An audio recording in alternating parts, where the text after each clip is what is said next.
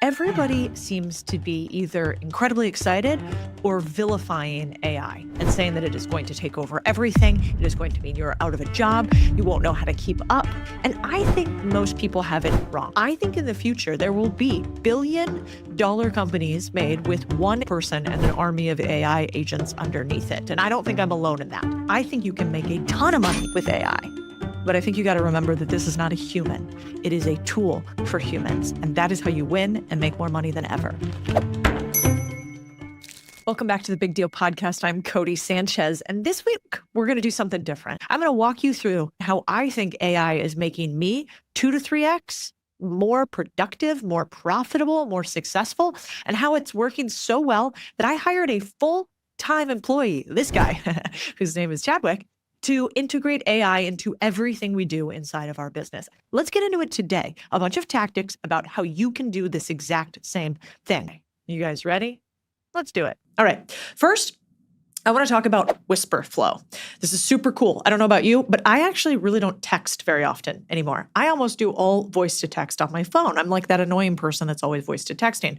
Well, there is this company called Whisper Flow. And basically what it does is it turns your computer into voice to text for anything, except it doesn't suck. When you want to say fuck, you can say fuck. And that actually just shows up on your keyboard. And it doesn't mean duck. It never meant duck. Nobody ever means to say duck, including myself.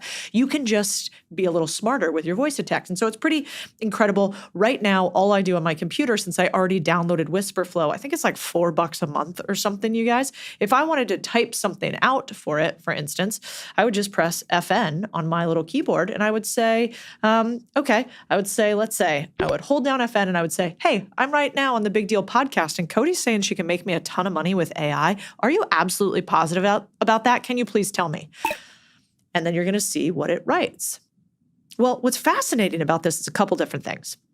One, you guys didn't hear me say period, exclamation, quotes, change names. I didn't say any of that. And yet, what did this write? This is so fascinating to me. It says it perfectly. Hold down FN. It capitalizes FN. It does a comma before a quote for hey. It spells the Big Deal podcast right and my name because it's intelligent. It uses contextual learning in order for you to speak it, as opposed to iPhone does not do that. I don't know why.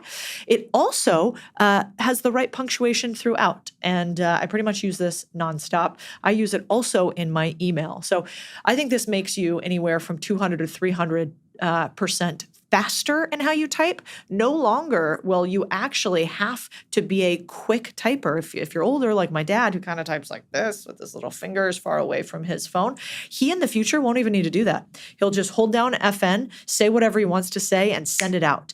When I tell you that I am now the bane of my employees' existence with the amount of stuff I can get done with Slack, I will tell you that is actually true. And one of the fastest ways that I use this Whisper Flow is also via email.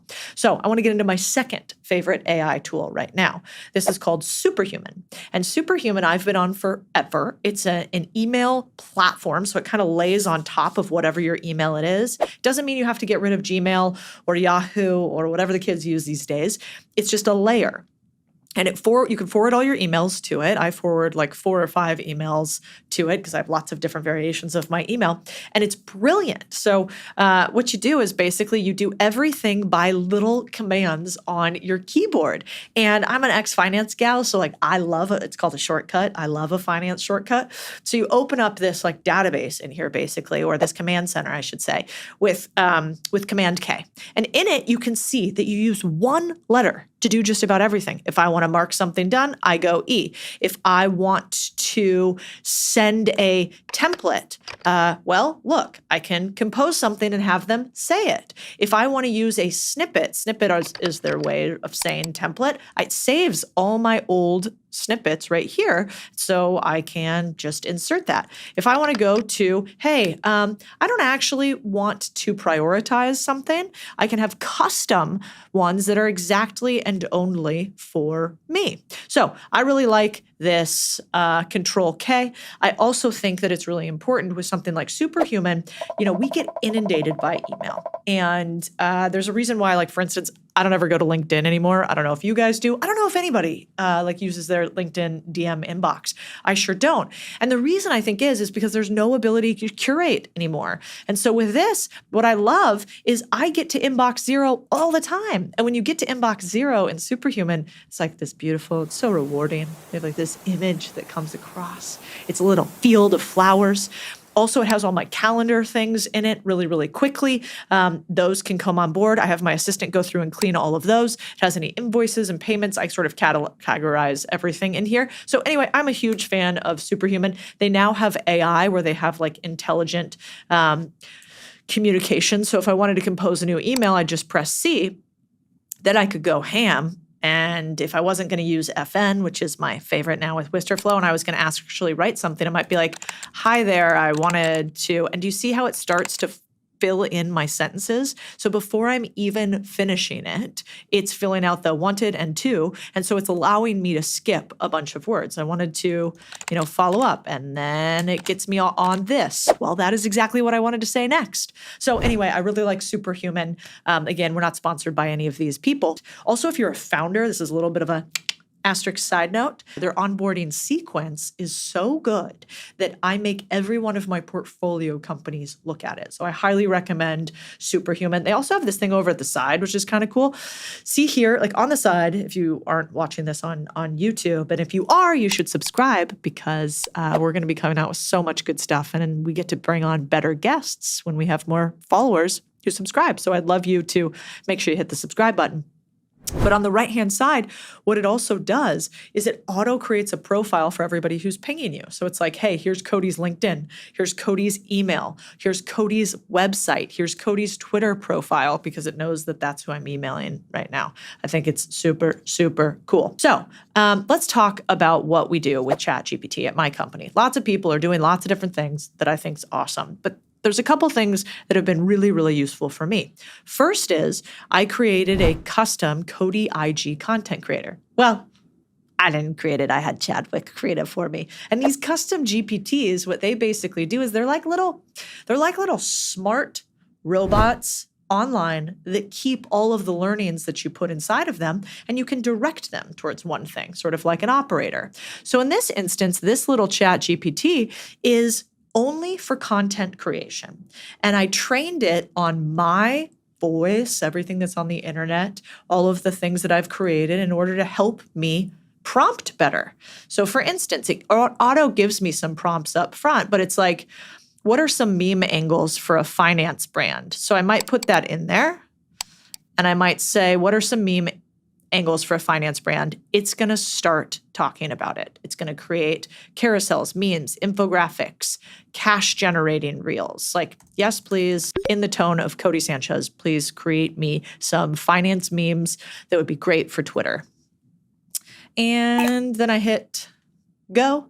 And what's kind of cool about this is right now, ChatGPT is creating a bunch of finance memes for me. So you already saw it. It's like, the first one is the visual Drake no yes meme. The second one is a SpongeBob meme, a brain exploding meme. So then what would I do? Well, I say I like this top one. It's like a debt flex meme.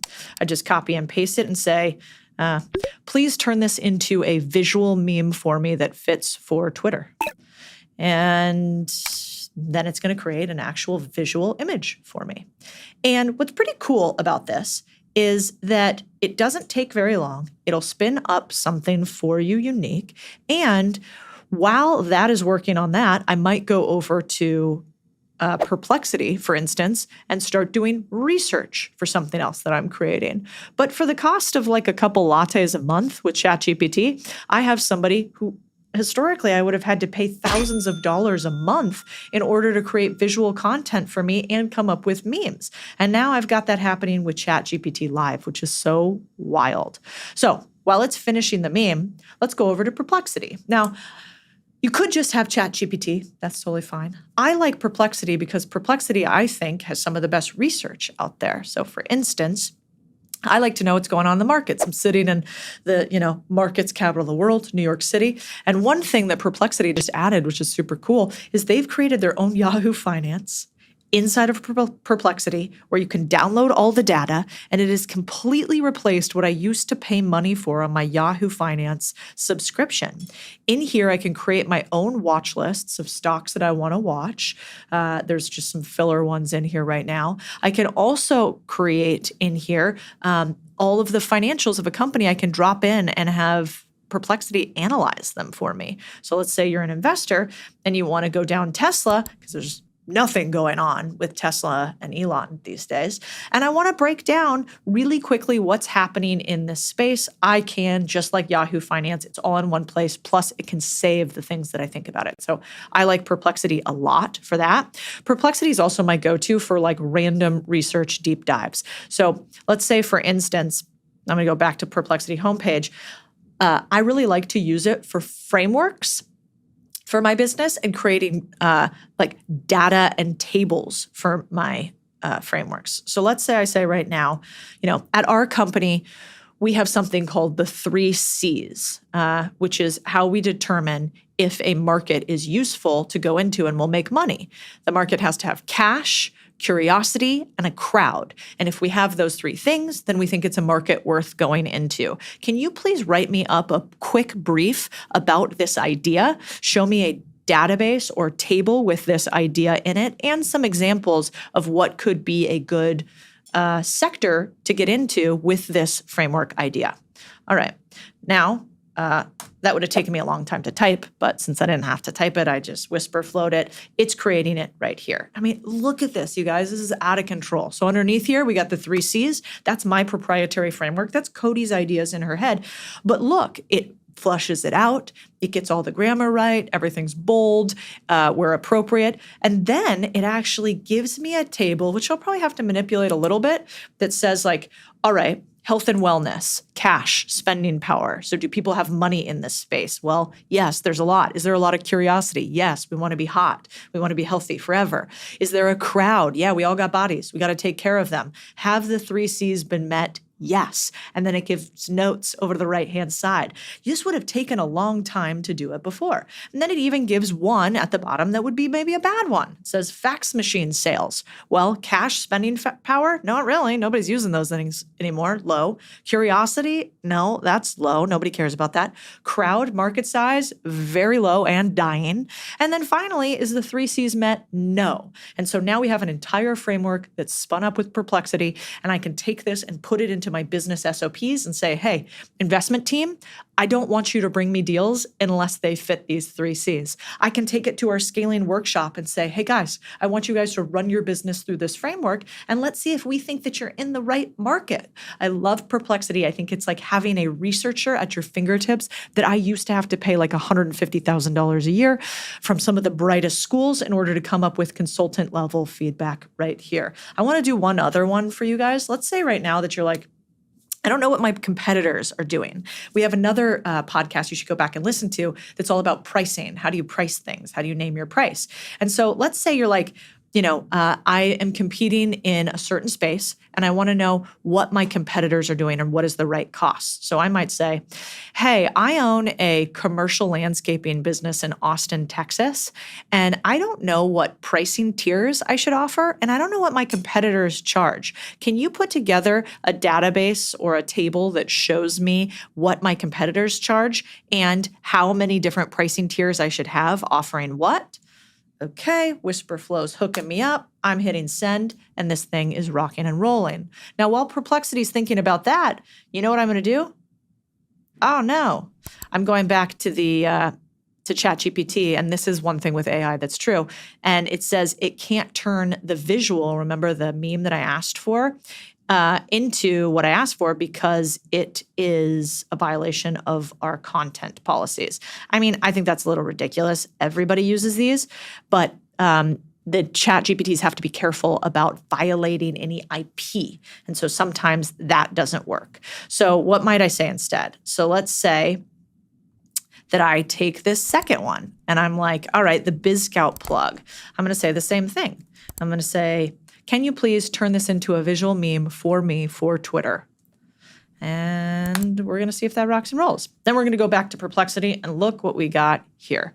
Commercial landscaping pricing in Austin, Texas. We have a ton of sources up top, so I can make sure Perplexity is not lying to me. I can go check these sources. And it's saying, what are the typical pricing structure? And then it's for maintenance of lawn, all the way to landscape lighting. We've got typical pricing structure, aka monthly or acre or service or per project. And then price range, how much does it cost? Pretty incredible. Then it goes down and even says recommended pricing tiers. I recommend a basic, a standard, and a premium. You guys know I always like 3 pricing methodologies. And then it gives you what services are included. This is so smart and basically helps you come up with the V1 of your pricing really, really quickly. All right, so you guys can see Perplexity research. This would take me a long time to go do myself. Even if I had a VA do this work, it would take them hours. It takes this thing seconds. Fascinating. Then, while we're doing that, we're going to go back and see if they're creating the image. Ooh, okay. It looks like we got past ChatGPT on this one. Now I'm saying, all right, I want a meme created. If Codie was going to create a meme, because I'm almost like a boomer, I don't know about you guys, but I really am not very good at graphics, it would have taken me a long time. Or if you were to go to like 99 Designs and Upwork, for you to get one meme done, it's going to cost you like $100 to $250. Well, now we've got our first meme. Do I think this is perfect? Here's what it is. It's a guy holding the hands of his girlfriend, looking back at a hot lady in a red dress. So he's getting distracted from the love of his life, girlfriend to hot lady in a red dress. And it has on top of it the name of one of my companies, BizScout Business Listings. And so basically it's saying, I'm looking back at this other thing. Wow, I should be focusing on something else. Now, I don't love exactly how it's set up, but we'd change iterations on that. I'd be like, please respell, BizScout correctly without the weird B and all one word. And please make BizScout the girl in the red dress, actually, and the W-2 job, the girl in the blue shirt. And in the middle is a person who hates their job. And we'll see what they come up with next. But you can see how quickly this moves. Okay, so now while that guy's being created, I'm going to show you guys something I've never shown before. This is called Codie.chat. So I got so into AI lately that I thought, could we turn Codie into AI?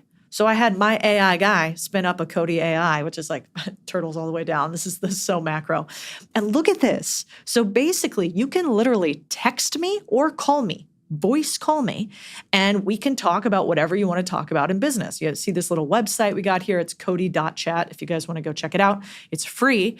And in here, you can go like, all right, I want to talk to Codie about whatever, buying a business. So I'm like, maybe I want to say, I don't know where to start with buying a business. What is the first step I should take if I'm a newbie and I've never bought a business before, but I'm gainfully employed and I've made some money and I want a profitable business? All right, we're going to now see what I say back. And now you can literally text back and forth with me. The thing that's cool about this is we trained it on my entire book. We trained it on all of the chats inside of our community. We trained it also on everything that you guys get from me publicly. So let's see if I agree with my own advice. What a weird world. Here in here, I do. This is exactly right. This is step 1 of the process, which is we call deal clarity. And here, little Codie AI says, first step, define your deal box. This is your filter for finding the right business. You ask yourself a couple of questions. This helps you keep from chasing shiny objects and focus on businesses that fit your goals. Then it says, once you got that, start researching those businesses for sale on platforms like bizscout.com. So it's telling you where, if you go to bizscout.com, you can get a free deal box. You can fill it out online. And then you can actually get connected with businesses that fit your deal box. And then I ask you a question. What's your biggest hesitation about taking the first step? And I might say, I don't know how to finance the business. I don't want to use all my own money. I'm scared about that. How do I get the money to buy a business? And then we send that and see what Codie says. And while that's happening, we'll go back to love it. So now we got the meme and the meme is updated and we've turned it so that BizScout is the girl in the red dress that you're kind of obsessed with. And the guy in his W-2 job that he hates is looking back on this image. I think this is just the beginning. So there's a couple other things I want to show you on ChatGPT while Codie is now working away at getting us answers in her AI land. I want to show you also Twitter graphics. So we have a newsletter, contrarianthinking.co. Every single week I put custom graphics in it that go along with everything we teach you guys. Well, the graphics like have a process. And so I was paying thousands of dollars to get those graphics done every week. So I created a GPT, which you can do very easily by going to ChatGPT, clicking on GPTs, and creating one. And so in here, you can see up at the top, I go into edit my little GPT, my little operator. And when I go to edit my operator, it gives me details. It says like, what's the name? What's the description of what we're doing together? What instructions do you want to give me? What knowledge should I have? What search capabilities should I have? So I put in there some of my favorite graphical types like No Mercy, No Malice, The New Yorker, Visualize Value. And I say, I want you to draw graphics for me like those. And then I might go to my Twitter and say like, okay, let's go to Codie Sanchez. And at Codie Sanchez, maybe I pull one of my top performing tweets. I don't know. I want it short because I want them to turn it into an image. Okay, so this one. Surround yourself with owners. The conversation just hits different. I do believe that. So I'm going to go back here to my Twitter graphic and say, can you please turn this quote into a graphic with the styles that I gave you that I can use on Twitter? So now it's going to start creating this graphic for me. And we can go back to Codie and see what Codie says.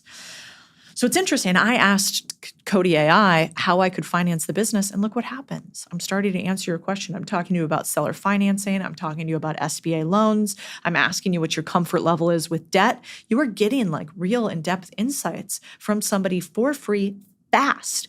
I think this is going to be the future. So let's go back to my little chat GPT here, and we're creating an image. Now I want to show you something wild. If you guys haven't seen our YouTube videos yet on Codie Sanchez's channel, we bought unwanted land. We bought a few patches of it. Now we're building stuff on it. And one of the places we're building things is what I'm calling Freedom Farms. And so I was like, I want to build a universe on Freedom Farms. So what did I do?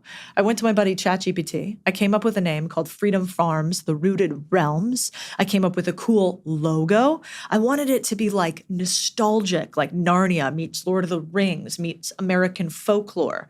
I came up with a vibe, like ideas, characters, teaching. I came up with things we could sell at my Airbnb, like maybe costumes so they could frolic in the woods.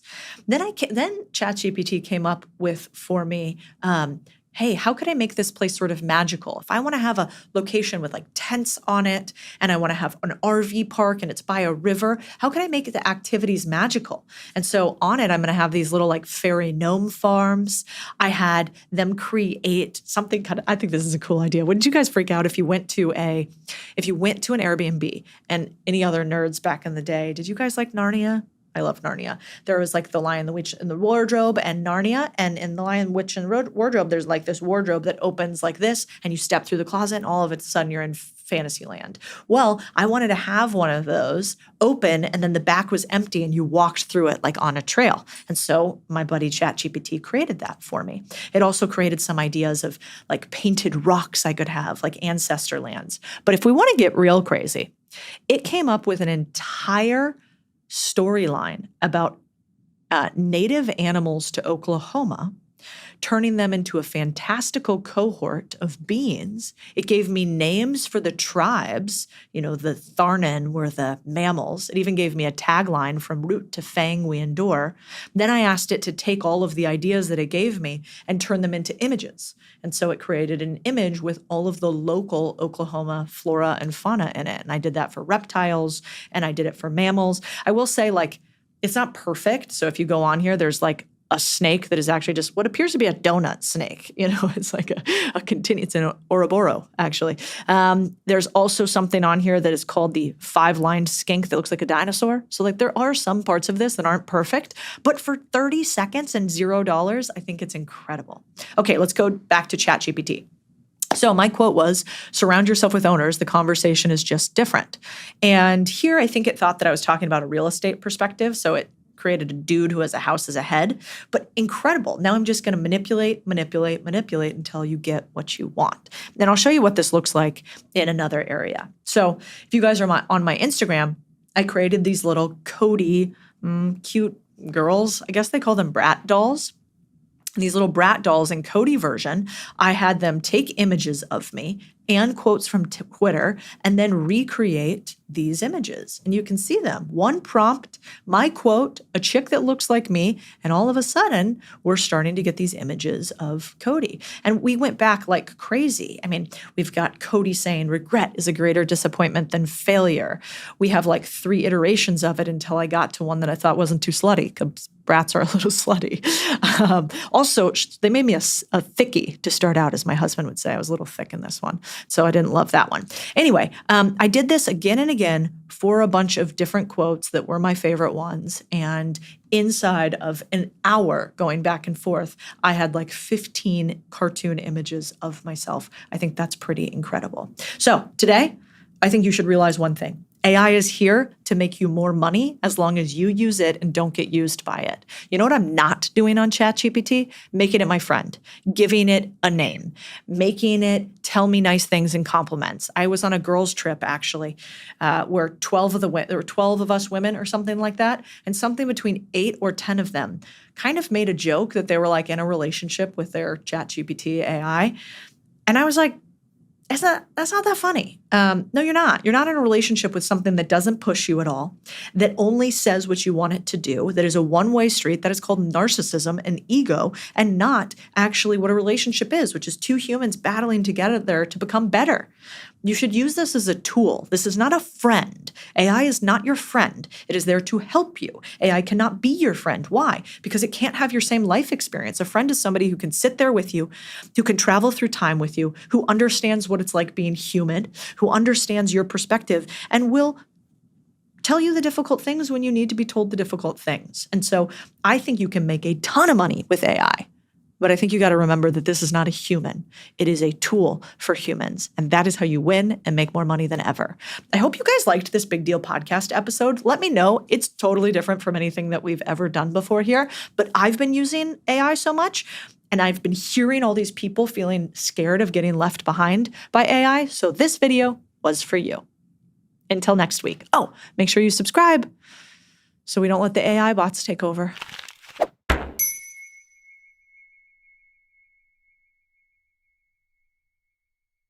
Is there ever a moment where you were like, this is an actual billionaire multiple times over who's run a $100 billion company? How do we steal her homework? How do we learn lessons from somebody who has won so many times in so many businesses? And in the same conversation, she actually is one of the most powerful women of all small business in the US right now as the administrator of the SBA, the Small Business Administration. So not only does she share lessons about what it takes to build a big, huge company, but she also shares lessons about how do you find money hidden in plain sight in the government from the SBA for you, and what is the future going to hold for small business. I'm really excited about this episode. Not very many people get a chance to sit down with the head of the SBA in her office and see behind the scenes what is going to happen to small businesses today. You are going to want to listen to this episode. Kelly, I'm so excited you're here. Cody, I'm thrilled to be with you. You grew up on a farm and came from a lot of struggle and strife that only entrepreneurs know.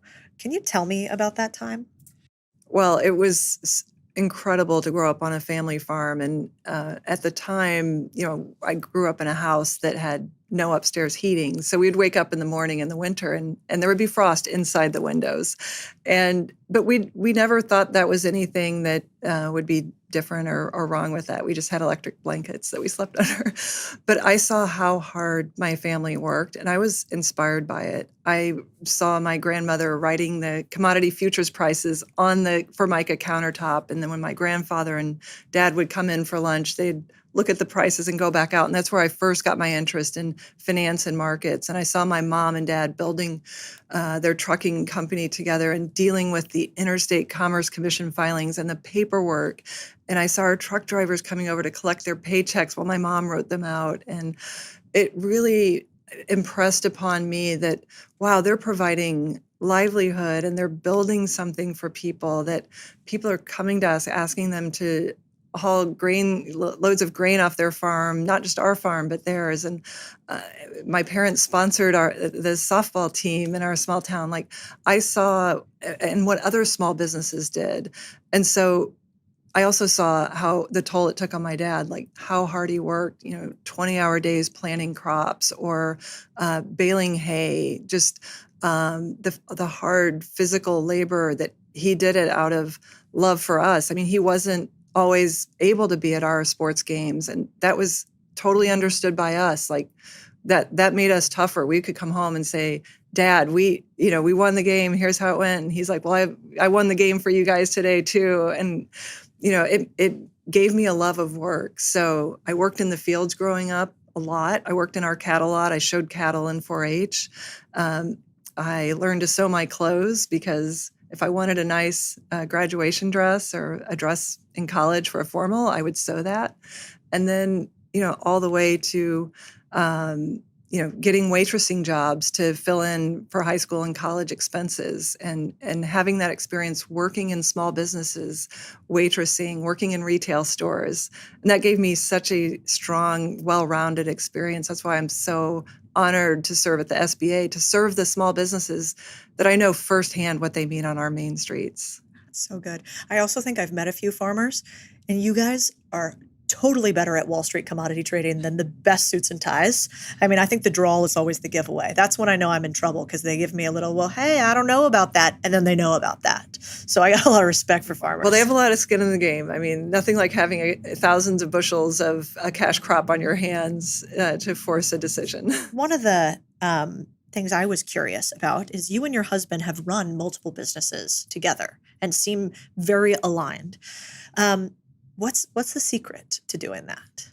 Boy, that's a great question. First of all, I'm incredibly blessed. That's the first open secret right there.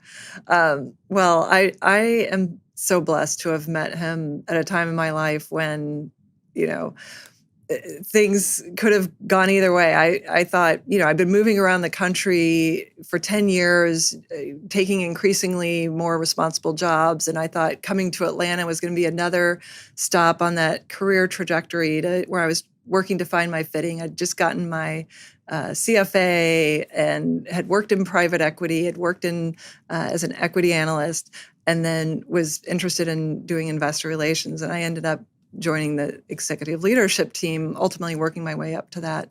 But we both just connected on our Midwestern values, our love of our families, our work, our shared passion for improving ourselves and giving back. Like we're both very altruistic, but we're also competitive. So we kind of feed on that. And I'm just so blessed. We get along great. We love talking about business. And we both understand what's important in life. And it's not the monetary. I mean, people make a lot of our wealth or success, but it's something we don't really spend a lot of time talking about.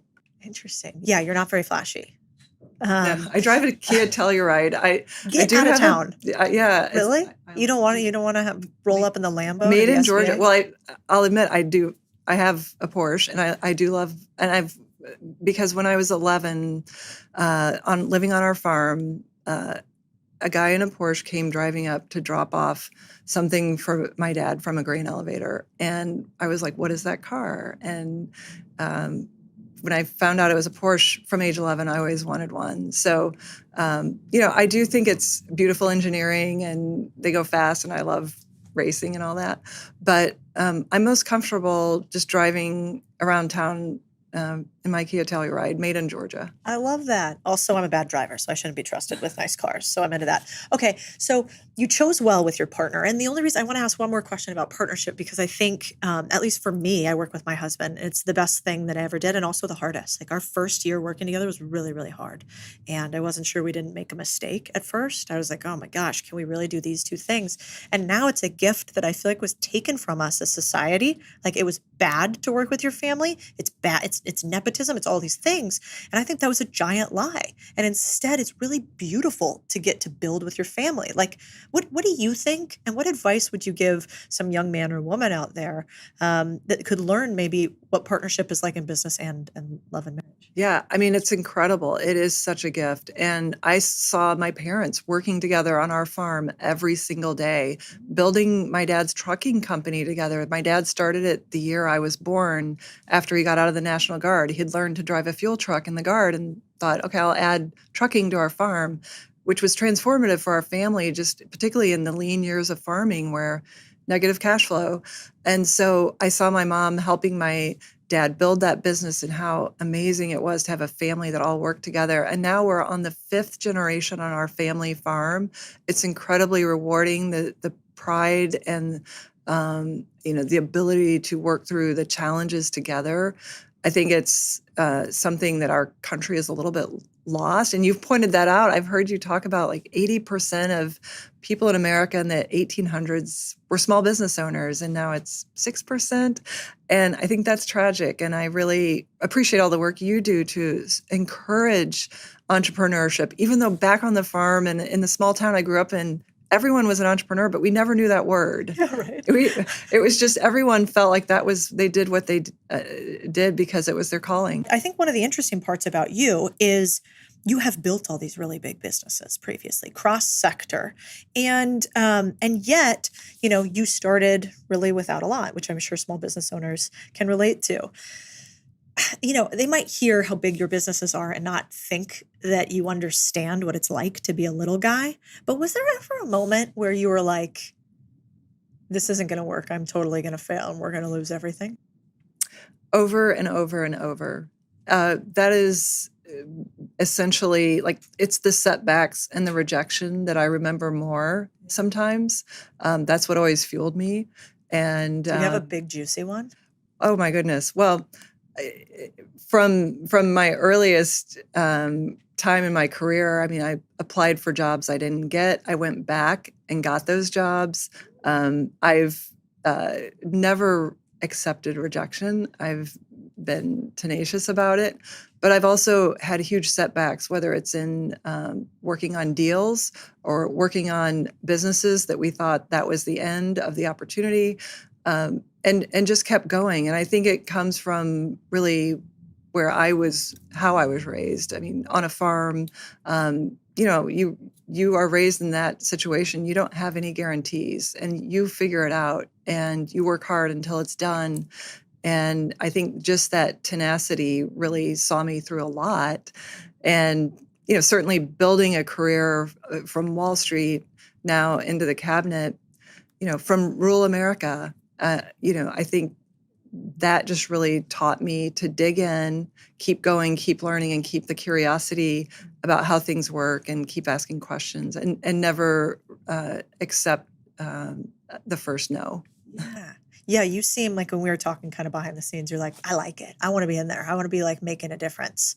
And I was like, oh, wasn't it scary to run for Senate? That sounds horrifying. You were like, no, like put me in, coach. So you got a little of that inner psychopath. I'm into that. Yeah. What about, so you owned an MBA, a WNBA team, which seems incredibly hard in just every aspect, not as much funding, lower ticket sales, and then there was inner turmoil in the WNBA. What was the hardest moment for you running that business? Well, I think the biggest decision came when my business partner and I, we were 50-50 owners, but before that, we were minority owners. And there came a point where the majority owner decided to sell. And we had to look at each other and say, do we want to step up and be 50-50 owners? And I was running a big part of our publicly traded company at the time. And I had to have confidence in the team that we brought on to really run that business day to day. And also the funding. I mean, it was, it's not an inexpensive endeavor to sink money into that every single year. Was it public how much that was? No, but it's a couple million, and it was, we'd hoped to be able to get it to break even, but to the point, back then, the bigger decision was to say, is this a go or no go? And I believe that when life opens a door for you, and like to walk through it, and that life had opened a door for me as a professional sports team owner. And walking away at that time didn't seem like a good option. And I'm really glad we walked through it. We owned the team for a decade. And it was very grassroots. In fact, I was working with a reporter one time and pitching a story. I mean, I was, making sure that we got the visibility. I had this vision because of what I'd seen living in Chicago during the Bulls run in the 90s. And I thought, my goodness, I see what sports do for a community. They really bring it together. And I think Atlanta could be a great sports town. And so we invested on that basis to not have this as a hobby, but to make this a business and a great community contribution. And we were so glad that we walked through that door and did that for a decade for our fans, for our community, to elevate the sport. And it turned out to be such a I learned so much being a sports team owner that applied to business. Because in business, sometimes you can kick the can on a problem. In sports, you can't do that. Why? Everybody's just yelling at you all the time? Well, because in sports, the scoreboard shows the results every single day. The ticket sales show the results every single day. The coaching shows the results. And so you have to make those decisions game time. And so I started doing that in business, running my businesses like a coach would run a team. And I became a lot more effective, decisive, and not afraid about what decisions were around the next corner. It just really emboldened me to make those decisions and keep going. I'm a huge Phil Jackson fan, and it really stuck with me a lot. I read his lessons often on how to be a good leader. Yeah, the Zen master. Yeah. He was. I never would have known. Yeah, he was. He really ran an amazing team. When you read about the dynamics of the Bulls and how the players didn't necessarily all get along, but they brought so much electricity to the court, to the community. And it was just a huge lesson for me watching the Bulls. It was instructive, not just as a sports leader, but as a business leader. What do you think your leadership style is? Like, you've been successful in WNBA, you've been successful in a Senate race, you're the administrator of the SBA, you've also run these huge public companies. How do you keep winning? Well, I think it's you learn from the losses. And there's more losses than wins, to be honest. When you get to this point in life, you start looking back and you're saying, I'm really glad for some of those hard times. And some of those hard times were the best times. I think back to when our company was a startup. I mean, today it's a $100 billion Fortune 500 company, but when we had 100 people and it was working every single weekend without a single day off, straight through, get there early, leave late, come back, over and over, cancel the vacations. The birthday dinner turns into a due diligence review up in New York. All those things, those were the best times. I didn't need a birthday dinner. I didn't need the vacation. I mean, these were the things that built the trajectory for success. And so I'm always happy to run into the fire. It's why I was able to start a crypto company in 2017, because I love to see a challenge. And I'm so blessed. My husband, Jeff, was the founder of that Fortune 500 company. And he's a visionary who is an engineer. And he takes every problem apart at the nuts and bolts level. And that's kind of how we've worked through a lot of challenges. And, I'm a little different. He's a genius. He's brilliant. I'm more of a hard worker. I didn't have the gifts of the intellect that he had, but I'm a hard worker. That's my superpower. And I have a deep well of curiosity. I love to get atomic level on things. That's why I was the only chartered financial analyst that's ever served in the U.S. Congress. What? So, yeah. Okay, you're obviously smart if you have a CFA. That's like the highest, basically, level financial certification you can have. And the failure rate for like level 3 is something like 90% or something. It's like each level gets harder. Yeah, well, I worked really, really hard on studying for it. And I made sure I passed every level on the first try. And it was a great challenge, and I love a challenge. And I think approaching everything like this is a challenge I can do makes all the difference. Instead of, oh, I'm a victim, I'm a woman, only 11% of the people that pass this exam are women.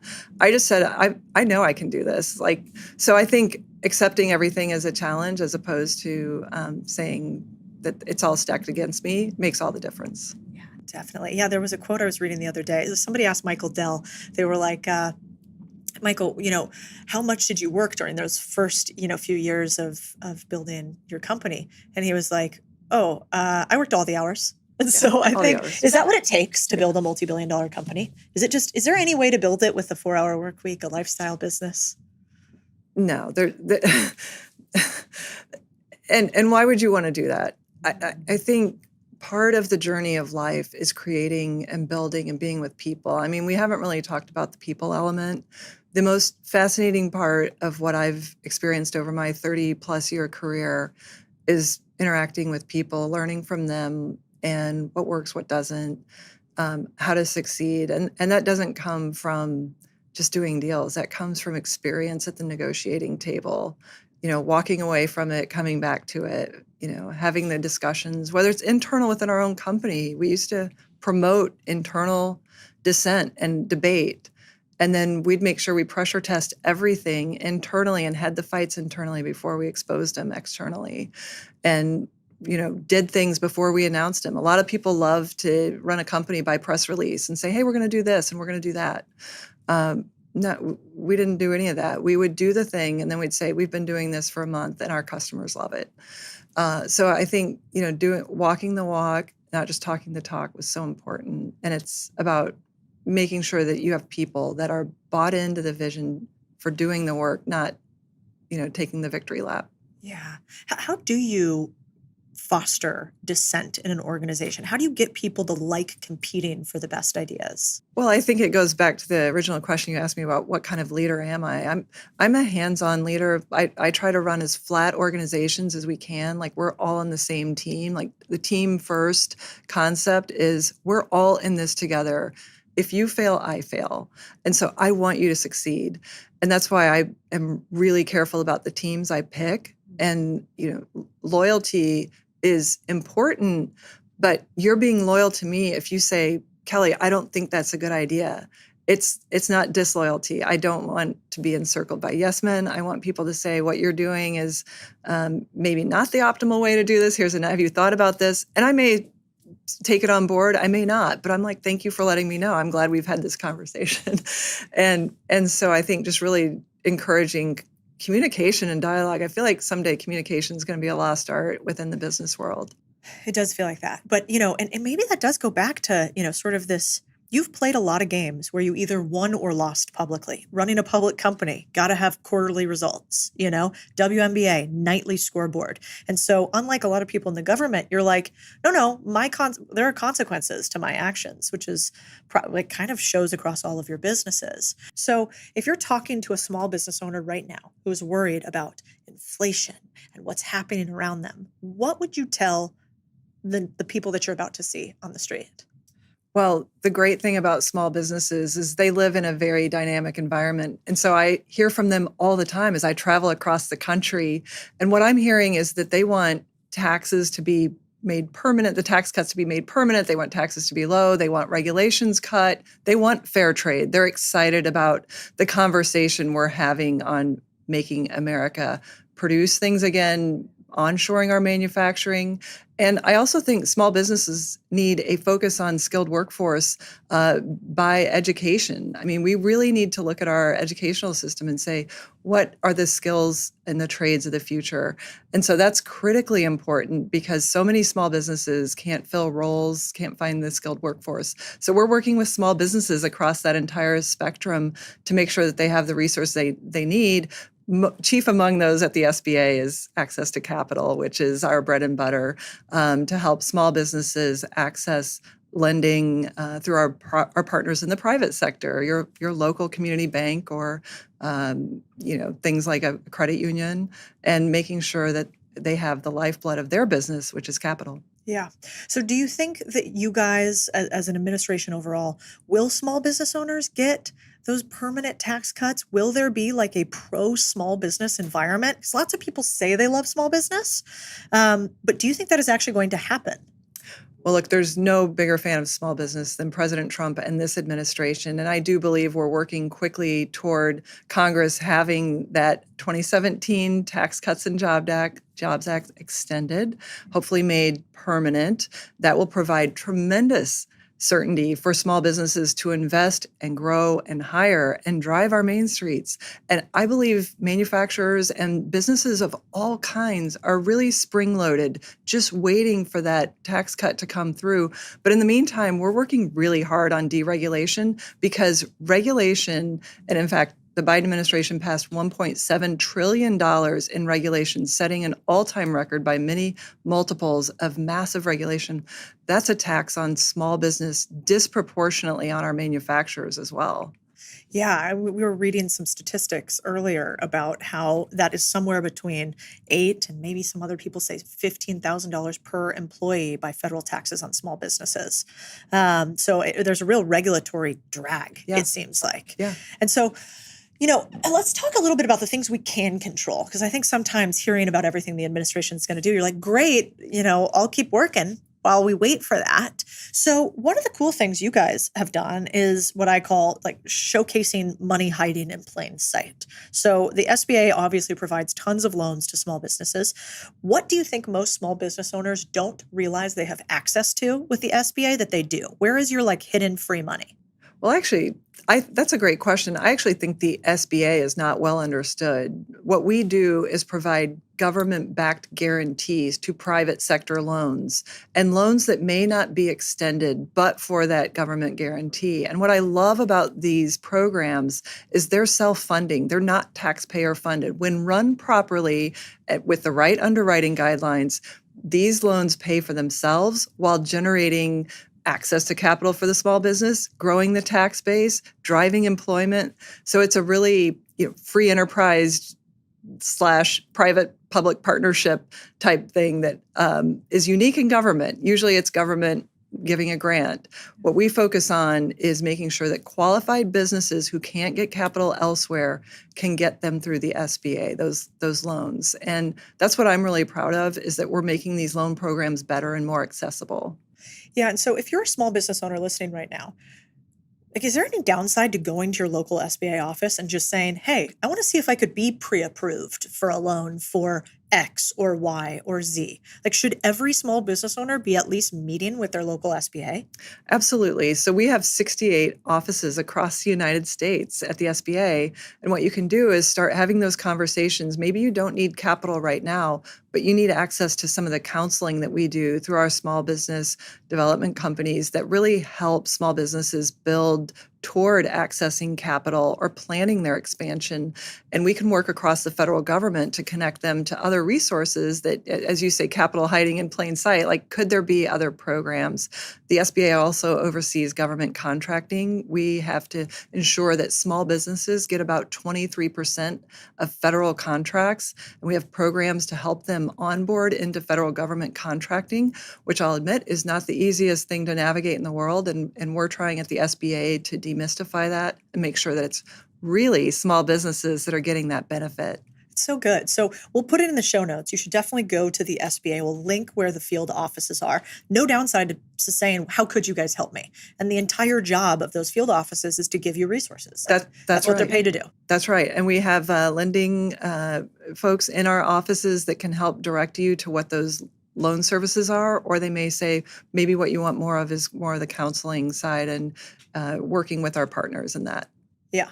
And can they help you put together a package to actually get money? So if you're like, hey, I want to get a loan from the SBA, here's sort of what I have. Can they look at it and go, well, you should beef up this part of your business plan. You should think about it this way? Yeah. So the lender relations specialist in each district will, kind of navigate you through that program. They'll connect you with a lender. We actually have an online lender match service that you can access as a small business just through our website and see if there's a lender that might be interested in your type of, sector or type of loan. So you can do it that way too, even if you don't want to go into an office. Yeah, I love it. Yeah, I also know that you guys have a list of like the top 200 or something most common lenders with the SBA. So you can kind of see who is playing this game often. I think a lot of times people are like, the SBA loans are really hard to get, which is true in some ways, but also it might be because you're going to a lending institution that doesn't actually work with the SBA and they say they're a big lender, but they're in the bottom quartile. And so if you go to people who are at the very top, and I won't name names, so everybody's our buddy, but it seems like if you go to people who already do the thing, then they will have a higher likelihood of getting approved for the thing. That's very true. And then there's also just the fact that these are government guaranteed loans. Certainly the lender takes the first loss. So these are underwritten to traditional private sector lending underwriting standards. But at the same time, we have to ensure that they're underwritten so that the government isn't put in the position, or the taxpayer, which is also a small business, is put at the position of funding losses. So we want to make sure that portfolio is performing as it should, and generally it does. We operate a $444 billion loan portfolio at the SBA. That's a lot of money. Yeah. You also have incredibly low default rates. Yes. I think actually, what surprised me is a lot of people, we teach thousands of people how to buy businesses, and we use SBA loan programs all the time. And people were like, normal people can't buy a business. The loans, they're underwater. You have this personal guarantee. It's so big and scary. And it is. It should be. Anytime you take somebody else's money, you should be really thoughtful about it. But, your loan rates are incredibly low. So I also think the SBA is a great filter for, should you even buy this business? That's right. Right? If the SBA won't approve it, is it good? That's right. And I have talked to a number of business owners who have said to me, I got my first loan through the SBA. I would not be in business today. I was a sous chef. My wife was a teacher. We barely had any assets, but we had a great idea. They got an SBA loan, but they also said we were never so happy when we paid off that SBA loan. And it gives them the discipline and the confidence to get into business and then start repaying that loan. Yeah, and now you guys have done some interesting things where I saw for the first time ever, you can start to have multiple people on an SBA loan to diversify some of your single party personal guarantee risk, which I think is really lovely for people who don't have a lot of assets. That's right. We've tried to make the programs, make sure that they are performing well, but make them realistic for how deals in the private sector actually work. And a lot of times when you have people designing loan programs that haven't been in the private sector, that don't understand how deals work, that they may not have that flexibility. So we're trying to make sure we have the belt and suspenders on the underwriting standards, but also make sure that they work in the real world. Yeah, well, I really appreciate it. I think a lot of times the SBA loan not going through was a benefit to the buyer of the business, and they didn't even realize it. Well, and that's right. We don't want to saddle people with loans and potential defaults and bankruptcies that we could have foreseen by having the prudent underwriting standards, which we just put back in place at the SBA, and that will strengthen the programs back to where they were. Yeah, I like it. What would you say to people who say, man, the SBA loans take too long, and so they kill my deals, or I can't buy a business because they're not fast enough?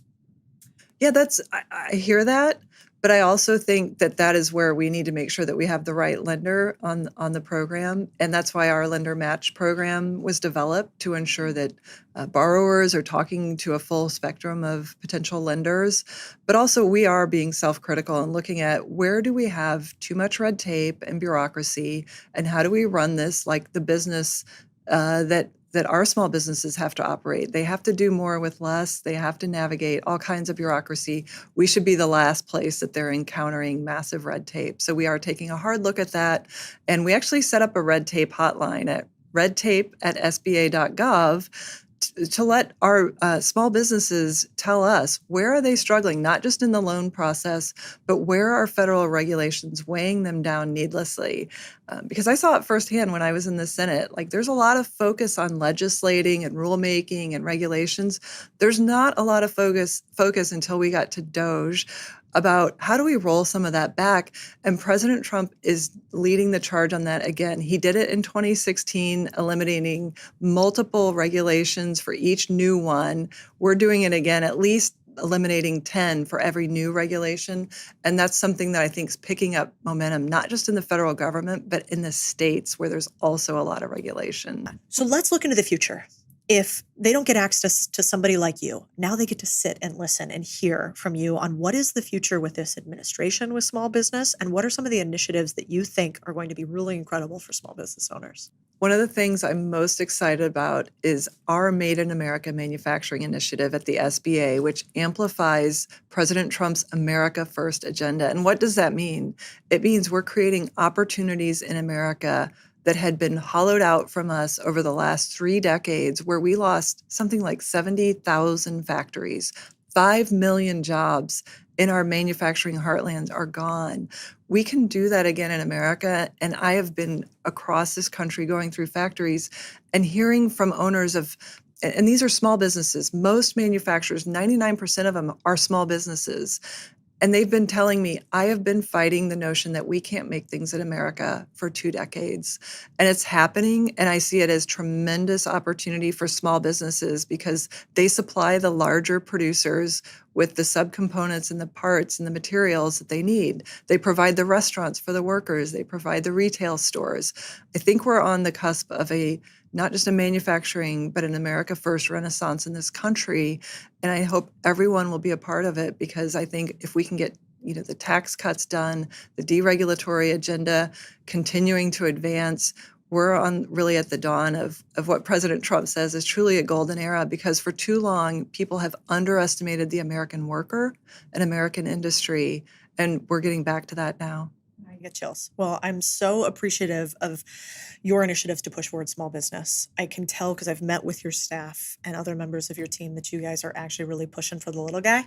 And so I hope people take you up on all the initiatives at the SBA and go and look at the resources and meet with your local members. And then also you guys do an incredible job highlighting content too. So if there's like companies that, are small businesses that want to get highlighted as well, I know that there are spaces on the website there. Administrator Loeffler, thank you so much for being here with us today. Cody, it was great to be with you.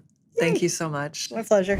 If you want to see all the resources we talked about today, we actually compiled them for you into this little report. If you want that, then click below. You can get the link right here for all the SBA resources.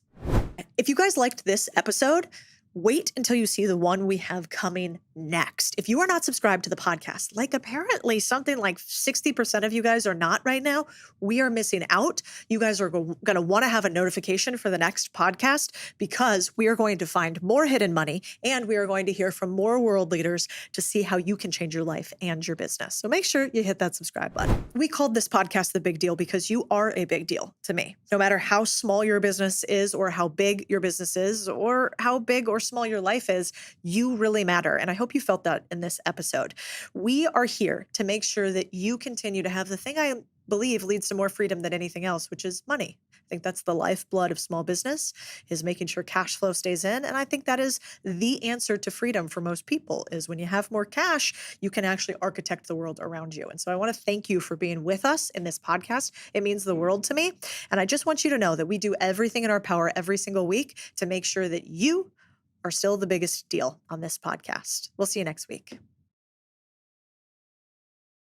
There are people that you may not call a bully, but they'll certainly boss you around. They might not steal your lunch money, but they will steal your self-esteem if they can. You're going to love hearing from Jefferson Fisher. He just had a New York Times best-selling book come out. This is one of those episodes that I think every human needs to listen to. The compliment sandwich is a little hard to chew and almost impossible to swallow.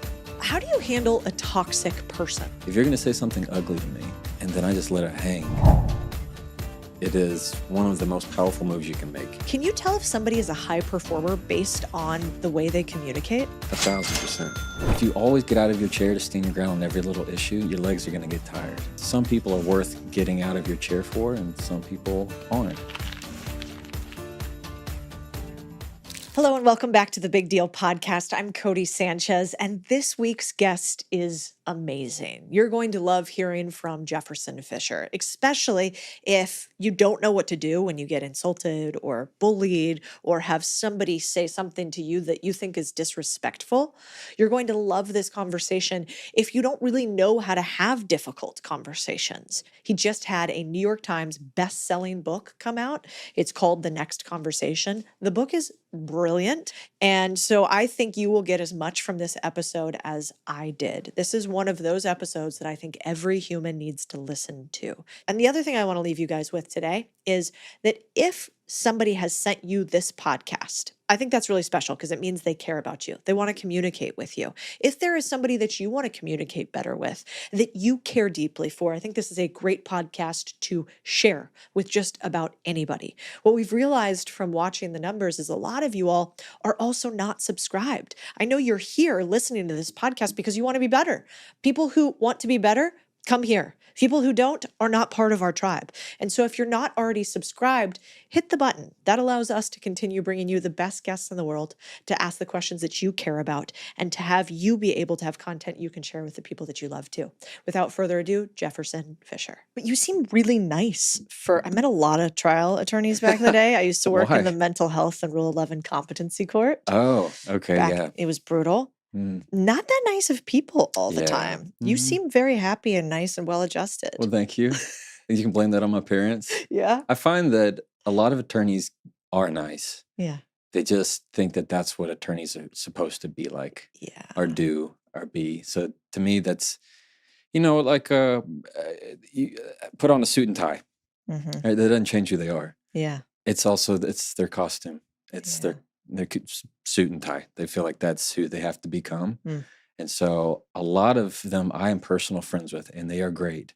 I mean, you see, they're married. Somebody liked them. They have, somebody liked them enough for a little bit to have kids. And then when you get in trial with them, they turn into different animals. Interesting. Yeah. But are you a different animal when you do trial? No. No, you're the same? Same. So and I find it to be a great leverage point, because people feel like I had this one time, it was a good friend. We were in trial, and this was halfway through, and he goes, "Man, I hate trying cases with you." I said, "What's going on?" He said, "I can't get mad. I can't get mad." I was like, "Oh, is that right?" He goes, "Yeah, I typically have another attorney who messed up, or I can start blaming them, and then and just say, they don't care about my client. They don't care about people," and start making them. He's like, "I can't make a villain out of you. I can't make an enemy." And so that just happens to be something that everybody's looking for. We do something, and then we're trying to slowly find people that we can just blame it on. Yeah, I liked that line you had, actually, which was basically essentially that some people need a villain to validate their behavior. Using kindness prevents you from giving them an enemy. Yeah. How do you kill someone with kindness? There's a theory that I like to put, and it's just being in the pocket. Like with music, you have people that are rushing the tempo and people that are dragging. But when everybody's in rhythm, the drummer's on the beat, everybody's in line, piano's good, and everybody's bass, everybody starts to nod their head. Like, I got this. I feel good. I'm not rushing. Same thing with your personality. If you're somebody that, let's say I sit down and I'm really, really anxious, and like I just love things. I love talking so much, and you're going really fast. It's easy to feel that rise up. But when you're somebody who slows down, it's like easier to calm down. You just kind of kill them with kindness. To where if whatever they say, okay. It's not like I have to be direct with you, I have to battle you. It's this kind of weird martial arts, just be like water kind of thing. Well, you kind of did it right there. When he says something that could be kind of incendiary, and you could have defended against, which is, "I can't get mad at you. Like, I hate trialing you." Right. And your response was fascinating. You just said, "Oh, is that right?" Yeah. Is that right? Is that what you do to deflect sort of villain-like behavior? You just get curious and ask questions? Yeah. People would say, you hear a lot in communication advice, you got to get curious. And I find that it can be kind of overused. I think it's right. It's spot on. But curious is often something that suggests that you have to really be interested. And sometimes it's just not the case. I don't have to be interested in their bad behavior. It's more of this mindset that you go into of water off a duck's back, where you can say whatever you choose to say. I can choose what I want to say. And a lot of it, people have a lot of opinions. You can keep it all inside your head without sharing any of it. So a lot of people were just all we do is create opinions and opinions and opinions. We want people to go with us.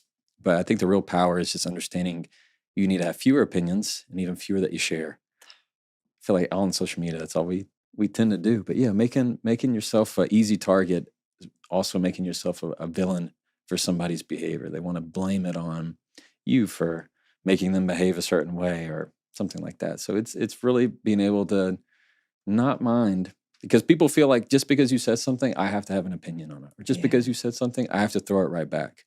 And it's not baseball, it's not tennis, it's not volleyball. I can just, if you say something ugly to me, Cody, and I could just let it fall, as if I look at it and go, is that really what you want to say? Did you say the same thing I think you said? Versus me catching it, taking it personal. How dare you? That's when you get into that's when you lose track of who you are. You've like kind of accepted their frame then, basically. It's like now you're defending against a frame, which allows you to sort of step into their world, as opposed to if you just question it back, Yeah. then you call it like you switch the power tables, or you switch the power law. Yeah, yeah. They like people say you flip the script or you flip the tables. For me, when somebody's acting poorly, they're kind of digging a hole. And when they're acting ugly towards you, you have the choice. Do you want to jump in the hole with them and start saying all the ugly things, or do you just want to say, "How's it going down there?" It's okay. I'm up here anytime you want to come up, but you enjoy that down there. But you can tell. I mean, even how you and I are talking, we naturally, because I've been going a little bit slower, you go slower. And it happens in everyday conversation with all of it. I watch your the videos. I love the videos that you have of you in the car, of like content on the go, which I think is so cool. You do those. But You're the famous content and but there's different. Somebody's filming you. Yeah. Like mine's like I'm looking like I'm FaceTiming my grandma. Like something like that. It's very endearing, though. Oh, thank you. Yeah. But that's what you want. You want people to feel the authenticity and the communication. Yeah, and you do the same thing. Like the content you put out is 100% you, and people know the difference. Yeah, I'm always yelling at people though. You're very good at you're not so much of a yeller, huh? No, I wasn't raised to be a yeller, but also I was also raised that if you really want to make somebody feel bad, don't yell. There are people that wish, you've been in those situations where people wish you would yell. Like they feel like they're in the doghouse so bad that they just wish that you yelled at them. They need that because they'll do it to themselves. But also, if you're a yeller, if all you do is stay like a level 8 or 9 all the time and you're always angry, people don't know the difference between what's a level 10 threat and what's still just your norm threat. So what really is the difference? Now, if I'm always at a 3 and then I need to raise to an 8, you can better believe they're going to listen. Because they go, whoa, this is out of the blue. This isn't his normal. This is different. If you're always up there at the top, nobody's going to know the difference and they really won't listen to it. It's the same thing with just people who say less. When people are in the habit of saying less and choosing their words, more people actually listen. It's like the economy of words. The less you give, the more they will listen. The more you say, the less they will. Yeah, it's true. I was just interviewing Robert Greene the other day. Yeah, how was that? Oh, amazing. I mean, I was very nervous for that one because Why? I love the book. I love the book, 48 Laws of Power. I haven't met him, but I've heard he's cool. He's in his 80s and he had a stroke.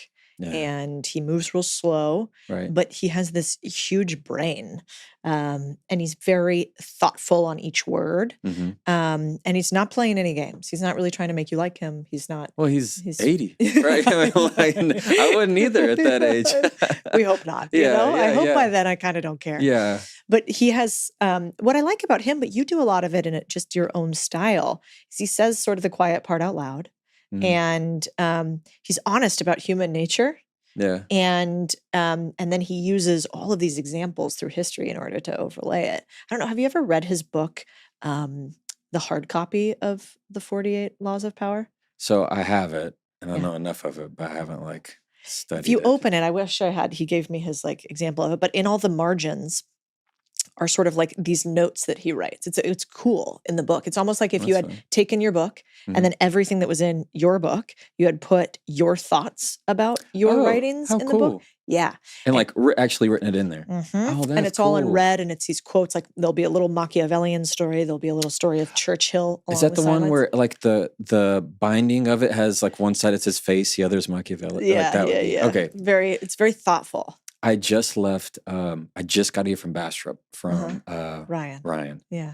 And he showed me that book in his library. Oh, that's wild. Yeah, that's it's one of my favorites. How small the world's weird. One thing I want to go back to, I was combing through a bunch of your socials, and I did love this line, which we've circled around, which is, not everything requires a response from you. Just because they spew out trash doesn't mean you're in the business of digging through garbage. Yeah. And that kind of gets back to your point maybe on digging a hole and how you feeling down there. Yeah. But also how, if that is true, hmm how do you stand up for yourself in the times where you know you should? The biggest thing to know about standing up for yourself is knowing when to do it. There's a lot of people that if you always get out of your chair to stand your ground on every little issue, your legs are going to get tired. Like some people are worth getting out of your chair for, and some people aren't. There are some people that, if you really feel like an injustice, like for me, a driving principle is justice. If I feel like something is unjust, I'm much more, I guess it's unjust, then I'm much more prone to get out of my seat and say, no, this isn't cool. That's not fair. This isn't equal. You don't treat people that way. But if you're the yippy dog that always barks at every car that goes by, it's that same principle of really nobody's gonna listen nearly as much. It's the walk quietly with a big stick kind of mentality. I mean, when you want to stand up for yourself, it is this truth of knowing that I can choose to say nothing, and a lot of times that is far more powerful than anything I could say. If you're going to say something ugly to me, and then I just let it hang, it's one of the most powerful things you can do is to look at them as if there's nothing that you said that could ever harm me, and then they just don't do it as much.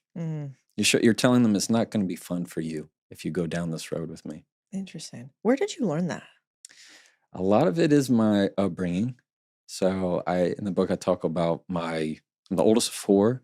I'm a fifth generation trial attorney. So I've seen a lot of trials, heard a lot of trials, and I just had a weird childhood a wonderful childhood where I get picked up from school, like get put in the corner of my dad's deposition while he finishes, or to watch the end of a closing argument. Then as the oldest of four, I had a lot of experience just resolving conflict, plenty of conflict between brothers and sisters. I'm the oldest. I have my sister and then my two younger brothers. And then a lot of it is, you'd think it was law school, but it's not. You have trials, but trial is probably one of the most important ones because let's say you're my witness.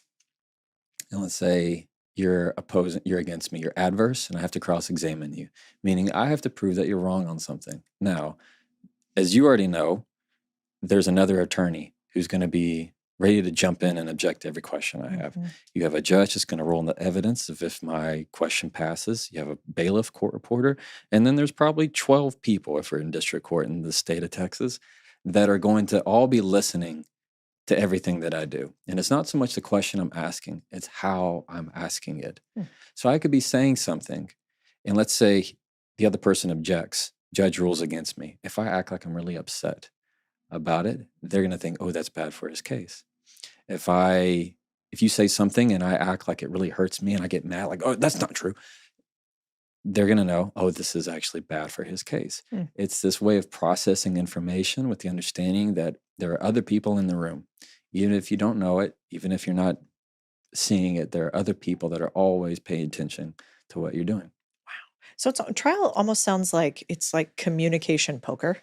Oh, that's a good way of putting it. Yeah. You have to play the hands that you're dealt. So let's put it at that. I can't choose better facts. I can't choose the law that I'm wanting to use. And the same way, it's not really winning. I mean, you might have a better hand than me, but it's just how I play it. Yeah. And can I give it away or not? That's fascinating. Well, and the thing is, people think that trial is this whole gotcha game. It's not. Everybody knows everybody's facts before you go in. None of it's a surprise. None of it. I know all of your bad facts. You know all of my bad facts. So we all know each other's bruises. It's just who can play the fiddle better.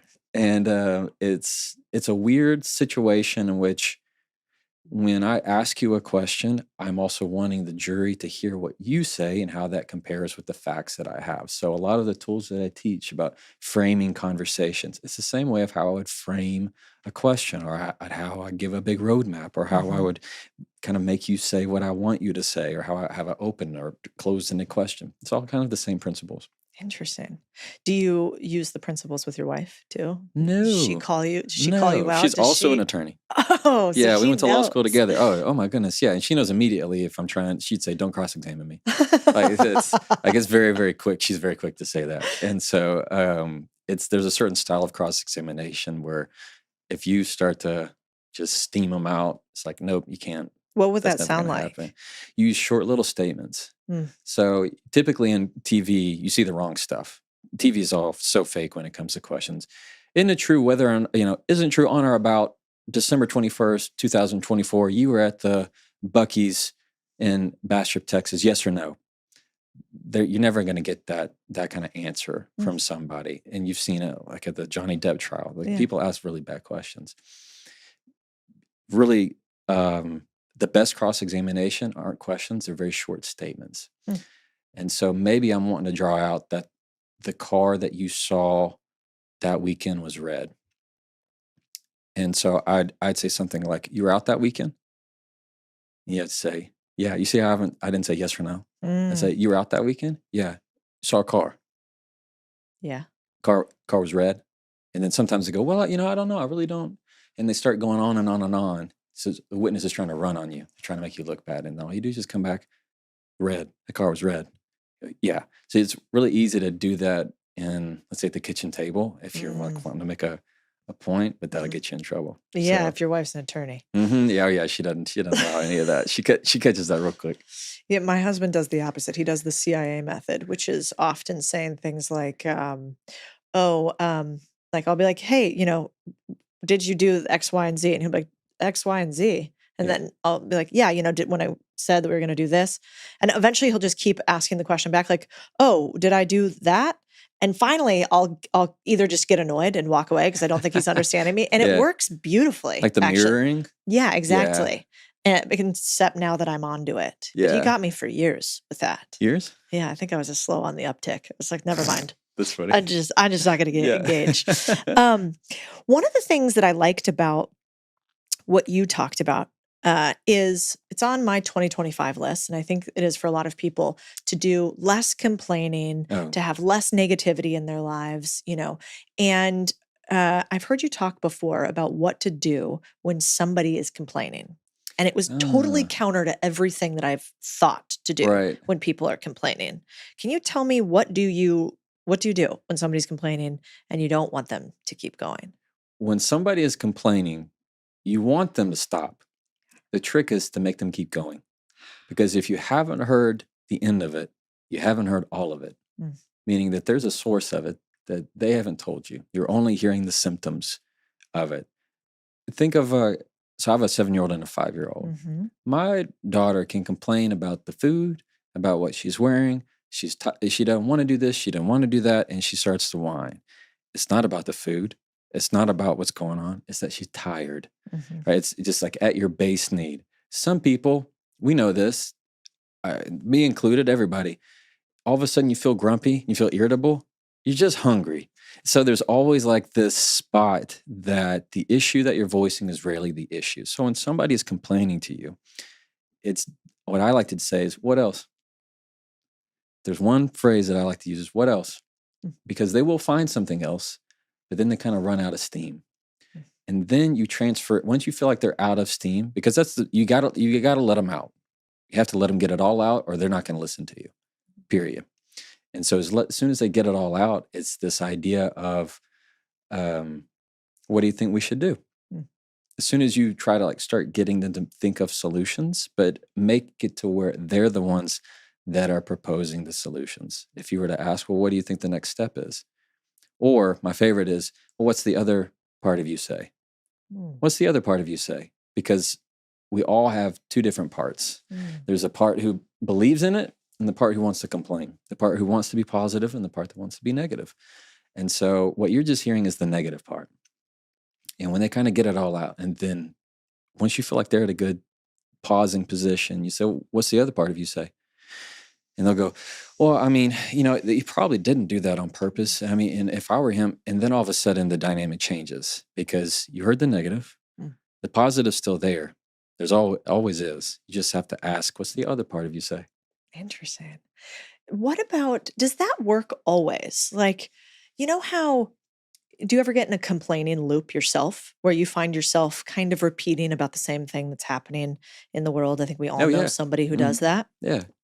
And at some point, I'm not so sure that it's not that we don't know the issue. It's just that we get habitually complaining. hmm So is that just me being impatient? Are we just being impatient that we're not asking what else, what else, what else? And if we kept asking, then you might actually be able to break the habit loop. Or is there a habitual thing that just sometimes, even if you get to the root, you can't solve it? For me, Yeah. I'm quick to acknowledge when I'm grumpy. Mm.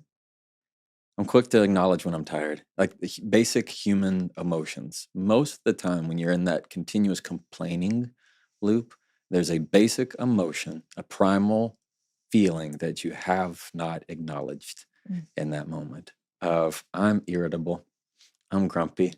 I don't like, you know what? I didn't like how I looked in the mirror this morning. And so all of a sudden, that's going to color my day. My hair's not doing how I want it to go. I don't like it. So it's just, you've already decided before that day started, you don't really like that day. Mm. So I used to wear this, I still have it, a Whoop is a band. Yeah. And so it would have this green, red, yellow on it. And I got to where if for some reason it was yellow, I was going to have a yellow day. And if it was red, my day was already terrible. Like, and that was first thing in the morning. I was like, well, it's going to be a terrible day anyway. I'm red. Like, I felt like I was back in grade school and you had to like pick your color, from Yeah, yeah. the chart. And so if it wasn't going to be a green day, well, then was it going to be a good day? And that was me. That's nothing on Whoop. And so it was kind of that idea where, okay, how do you get out of this continual complaining? It's usually from an unrecognized basic need of hunger, attention, you're thirsty, something that's very, very basic that you just haven't given attention to. Yeah, I like that.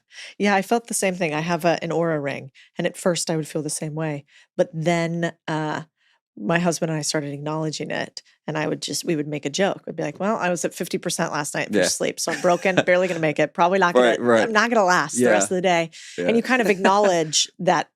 If Yeah. instead you can acknowledge that part of you that's not happy about what's Yeah. happening by Mhm. making a little joke, it helps me for some reason. Well, the reason why, I think that's perfect. Is because that means you have a lot of self-awareness, Mm. Cody. Whenever you can Are use we the going to tell Chris phrase, that? Yeah, we'll if tell my you like, husband. if you like, is I use the phrase I can tell.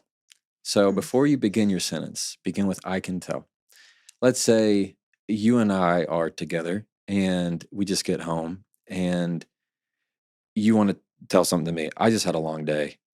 And the last thing I want to do after kids are in bed, dinner's done, is handle this problem that you've been waiting on the whole day to tell me. And because that happens, I'm sure with you Totally, and your of husband, course. you wait till you haven't seen him all day. Mhm. And then when he's dead tired or you're dead tired, he brings something up. And this is the worst time to do it. He's waited until you have 10% left for 100% of a conversation. And that's a bad recipe. When you can just say, I can tell I'm not ready for this conversation, like that is immense self-awareness, Mm. more powerful than you realize. Than if you go, okay, I guess we're doing this. All right. And then you just get grumpy. Then the outcome is hardly ever productive. Mm. But when you're able to say, I can tell that's making me defensive. I can tell I'm getting defensive. I can tell I'm getting upset. I can tell I'm getting annoyed. I can tell I'm getting frustrated. I mean, it's whatever emotion you're feeling. If you can label it with the I can tell and you're getting it out, then you're not acting on it. Mm. There's a difference between you saying something and me acting defensive. That's not true. I didn't say that. That's acting defensive. That's becoming the feeling versus you saying it and me going, I can tell I'm getting defensive. Like that is far more powerful than actually working it out. And is that how you manipulate emotional responsiveness Mm. so that you're not the one that's always sort of being ping-ponged emotionally? Is awareness and then a statement about awareness? Yes. Interesting. Because as long as you are, the first is to recognize that feeling. That sounds a little woo-woo, but it's more We're in important. Austin. Yeah, Okay. come on. Yeah, then we're on theme. It's we call it granola. So if you're feeling that in yourself, I mean, when you're getting upset. I know when I can feel it in my neck and my ears that I'm getting tensed up. Mm. But if you can label it and put it out loud, it's it helps because then the other person isn't guessing. So you're going to have a more productive conversation when you're able to get that feeling out loud. It's labeling the emotion is not that difficult. The people that feel like they don't have time for it are the people that also don't have time for productive conversation. Oof, that's a good line and also hard. Yeah. Yeah, we had a therapist for a while that did that. There was some fancy name that I can't remember, but something along the lines. There was like this wheel. Have you seen it with all the different emotions? There's a lot of wheels. There's this is why I'm in finance. I want a spreadsheet. Yeah. Anyway, the wheel, it was so like if you're struggling, you're starting to get activated, Yeah. you know, you're upset with your spouse. She would make us pause and then say, what do you feel in your body right now? And at first I was like, oh my God, like this Yeah. does feel super, ooh, this is so annoying. And then she would have us name it. So she'd be like, my neck starts to get tightened. I crack my neck when I'm doing this. I start to move my feet around. I might crack my knuckles. And that's my little sign of I'm starting to get. You do that. Yeah, I might do that. Yeah. My husband will clench his jaw when he's starting to feel that way. Yeah. And she's like, and that is your notice that you're starting to get in flight or fight. And so because of that, then I can go, sorry, I'm going to get up and pace around for a second because for some reason I'm starting to get agitated. Yeah. So that's really interesting. But I've never then said that word where I own it. Yeah. When you claim it, you control it. As opposed to like, you are making me. Internalizing it and saying, you caused me. I mean, there's nothing, the feeling is natural. Everybody just feels it. You could hit me and it hurts. I can't stop that. But if you decide that you are that emotion, well, then you act on that emotion. But if you get it out, in other words, I say it out loud, it helps you. Now you have that emotion that like we've put it on the table. Hey, that topic, and see right there, that makes me angry. and that's saying that this is making me angry. I'm not saying you are making me angry. I can say this topic, this conversation, this issue, that statement. And I'm detaching the personalization from it, which means I'm not trying to attack you and say, you're not making me. So you can't make me feel anything. But if I can say it out loud, when you claim it, you control it. That's really good. What about, you talk a lot about how to respond to toxic people or bullies. What is the way as an adult to deal with a toxic person or a bully?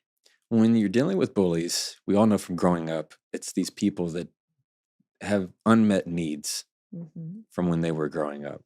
Same thing in everyday workplace. When you're dealing with somebody belittling you or being rude or condescending, when they do that, what I want you to do is to ask them a question.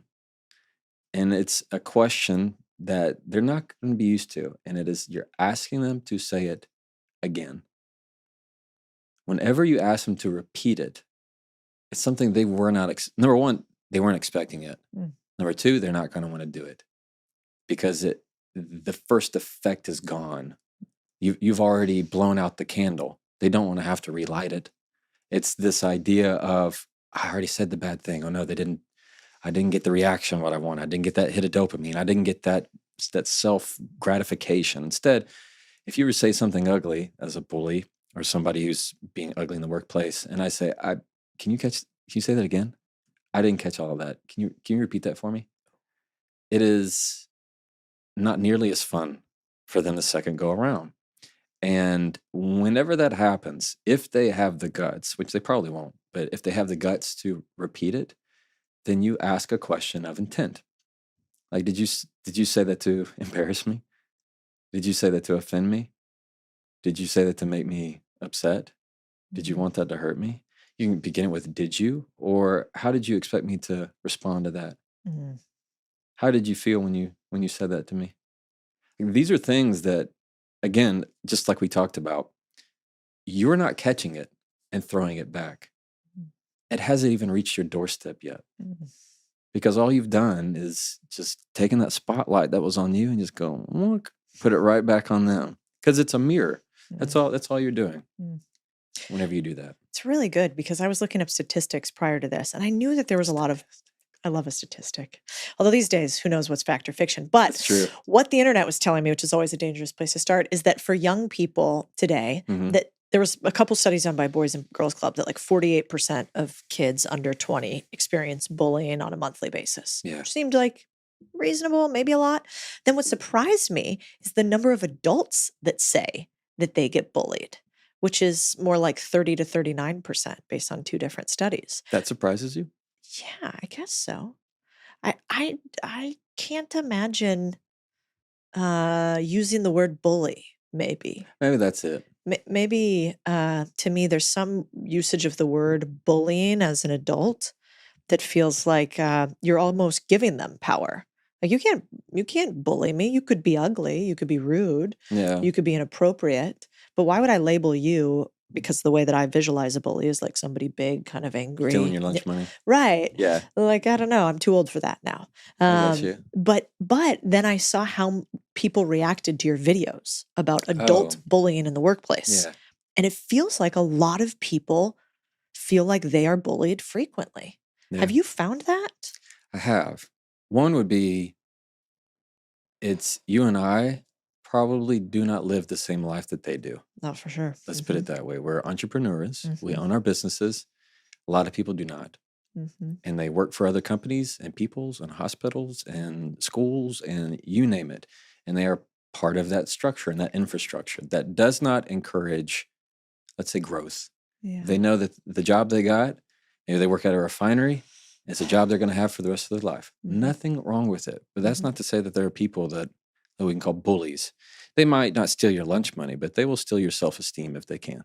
Yeah. There are people that you may not call a bully, but they'll certainly boss you around. There are people that they don't care about your feelings. It's not a punch to the face. It's a punch to the ego. It's a punch to your self-confidence. People have no problem stealing that and taking that away from you, from condescending behavior. And it's sometimes the people you're related to, especially the people you're related to. That makes it even harder. Mm-hmm. And so I think the biggest response from the bullying, which I agree. I think that's a fair question I thought we were kind of over this. I thought bullying was for the kids. Mm-hmm. Is that we're all the same kids. We're just Taller. look older. We got hair in weird places. Or not. You know, or not. Or not. You look great. Yours looks good. There you go. I'm working on it. But that's the thing. We're the same exact people in high school. Rarely have they changed. There's some have in college, law school, wherever you went. Everybody's mostly the same person. And so really, we shouldn't be surprised when there's bullying behavior in the workplace because we're all kind of just giant adult kids and people are struggling with this every single day. the world is one big high school. Yeah. One big high school. Yeah. And it's from the haves and have-nots. Who's the pretty get ready with me in the morning popular girls to Yeah. the who let's go get our gains and eat a dozen eggs while we work out our calves. I don't know. So Nobody wants to see either of those from me. Yeah. You could maybe. Yeah, well, I'm working on it. But yeah, it's all the same spectrum. Mhm. But there definitely is that segment of people who would say, yeah, in some way, I feel bullied. I'm pushed Ugh. around, and I don't feel good about it. And I can tell you from the amount of people that have been so wonderful and so kind, and have given the messages of, I have a bully at the workplace. I have a mother who pushes me around. I have a sister-in-law who I don't want to have to see. There's all kinds of behaviors that are the unmet needs. And it's so funny, Cody, to see that when we get older, how much of that's resembled from our parents, how much resembles of that from the people that we were around that we didn't know when we were kids. Yeah. Sometimes I think about, have you ever met somebody who's just great at comebacks? Like they're just like, Yeah. sometimes I think, remember that show Entourage back Oh, in the yeah, day? yeah. I always liked Ari because people would say terrible things to him. I think that was right when we were in, I think we we're- weren't probably similar ages. Yeah, I yeah. think That we was were right in the middle of like beginning middle of college. school, or high school. Fuck, I don't know. I was probably older. I don't know. How old are you? I'm 37. Okay, I'm 38. I'm 36. Oh, Never mind. okay. Dang, I forgot. I turned 37 this I year. thought only us women do that. Really? You went older. See, us women, I still feel 36, but I'm 38. I'm cool with getting old. So I Yeah. always think I have to scale back Yeah. is what I typically have to do. Well, I remember watching Entourage and how he would respond, and he would always have these amazing comebacks. Yeah. And I was never that type of human. I think like a lot of us, somebody says something really terrible to you, and you think in your mind, I'm going to do all these things. I'm going to say it back. Mm-hmm. What you actually do instead is nothing. That's Yeah. usually what I do. I just Yeah. like in my head, I'm saying everything, and in person, I'm collapsing and not saying anything very cute or Right. smart Right. back. And so I was wondering when somebody comes at you with an insult, how do you do quote unquote comebacks as an adult? Mm. You give it about 5 to 8 seconds of nothing. I hate that. They'll hate that. I Mm. know it feels uncomfortable to you, but it is one of the most powerful moves you can make. When somebody is insulting you, where you lose is you send the zinger right back. So let's say you're at a 3 and they send you something that puts you at a 5. We have a choice. Do I rise to the level of it or do I keep it there? Because if you rise to the level of it, then you just justify them to go to a level 7. Mm. And it ratchets itself up to where really the person who speaks loses. They're the first up to apologize. That's all. Like there's this unspoken rule of who has to apologize first in any relationship, or who's expected, and it's typically the person who spoke the last because they're determined to say the worst thing because that's how they win. They have to say the mean thing. They have to throw it right back. So that's how they win the argument. But insults in particular are ones that when you give it 5 to 7 seconds of nothing, Mhm. it just lets those words fall. A lot of the time, that's all it takes because they have to hear their own ugliness out loud. They were hoping that you would catch it, Cody. That's what they're hoping. They're hoping you're going to go, boom, boom, and just send it right back to them. And then when they get hurt, they're going to go, oh, that hurt me. How dare you? Like that's what they're wanting. So it allows them to play the victim, allows them to play that card. But when you just let it go, that's the biggest thing. You talked about it earlier of this. Whenever you can, it is a big power move when you can clue into somebody that what they say could not ever threaten you. Mm. It is such a move that doesn't matter what you tell me. That's not a threat to me. You want to raise your voice? That doesn't impress me. Mm. It doesn't impress me much. It doesn't matter. Whatever it is, that they can't do anything with it. I don't care what you tell me. It's not going to threaten me. It's not going to make me rise up. And that's the person who's always controlled, and the other person will always look unreasonable. That is a real superpower. So, okay. So somebody says something ugly to you. Mhm. You pause 3 to 5 to 7 seconds, Yeah. something like that. And then what? The- What if they come back? Cool. So when they insult you, number one, I want you to give it 5 to 7 seconds and nothing. Number two, you're going to ask a question of intent or outcome. What were you looking for when you said that to me? A lot of the times that is nothing for them. They're not going to do anything. They just will stammer over themselves. Number three, it doesn't matter what they tell you or give you, just walk away. Mm. That's that ending part we were talking about of just let it go. There's nothing that they can do with that anymore. They call you names and hope that you will say something worse. That's generally what it is. But they say that for their own fight or flight. When they call you a name, it's because most of the time they're feeling something that they want to cause you pain. Mhm. They want that to hurt. Same thing with somebody who's on the phone with you and they go, you know what? I'm out of here. Click. Or I can't, get me out of here. And they leave the room. That's their flight. It's the same thing. They say it's like picking up picking up a pen and wanting to throw it at you. Mhm. Instead of an object, I'm using my words. Same Mhm. thing. I want the same exact result, same intent. Fascinating. You know what I really liked about the book and really all of your work is you can apply it certainly to difficult, ugly conversations, but you can also, it seems like, really elevate your power through it as Mhm. well. And so, I was thinking about high performance communication, and I was wondering, one, can you tell if somebody is going to be a high performer or going to be successful based on the way that they communicate? 1,000%. And I'll tell you the biggest key is their pace. How fast or slow they respond. If you ask me a question, or let's say I'm interviewing, and you ask me an important interview question, and I immediately respond, yeah, that's probably true. I'm thinking, and again, this is in my experience, and I'm just, what it's indicating is I didn't really listen all the way, because it's possible I missed the low-hanging fruit. I missed the whole point of this, because it's not just the experience in the words, it's how you handle the present. Versus if you ask me a question and all of a sudden I went, in my experience, and then I went on and I slowed down my words, all it says is I am controlled. I'm not emotionally reactive.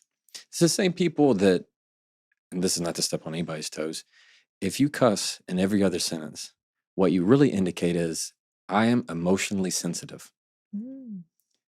I'm over seasoning my food.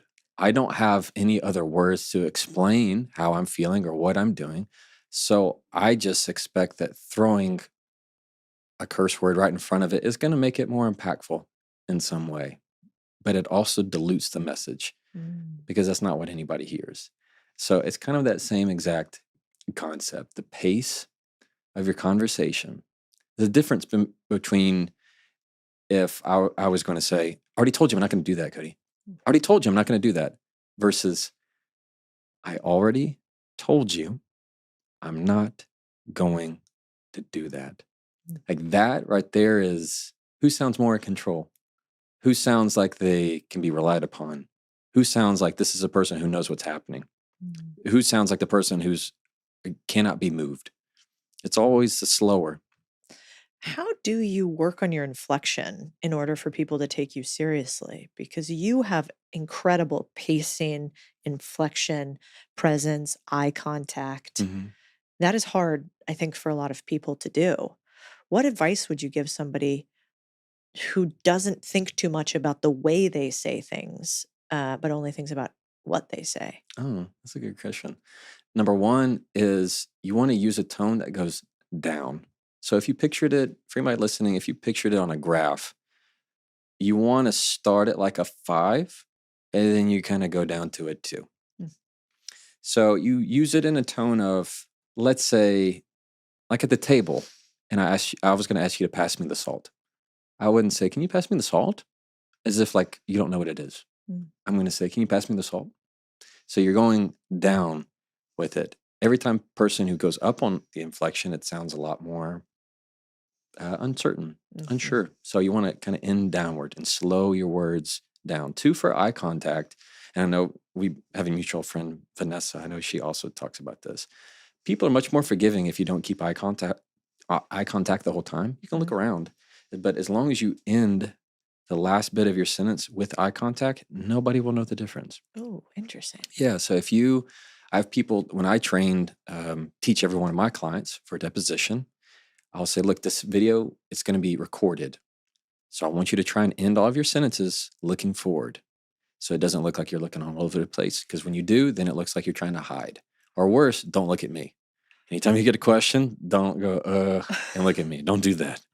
So I need you to keep looking. And I can look all around this room, but it's not to the very end of my contact, the end of that sentence, that I make that eye contact. You'll never feel like anything else is different. But 3 would be, the slower your words come out, the more intentional they sound. And you don't want to use the filler words, the ums, the ahs. It's fine for everyday communication. If you and I want to and ah it up, we can knock ourselves out. Nobody cares. But when you need that high performance communication, you need to get rid of all the filler words that water down your sentences and just serve them neat.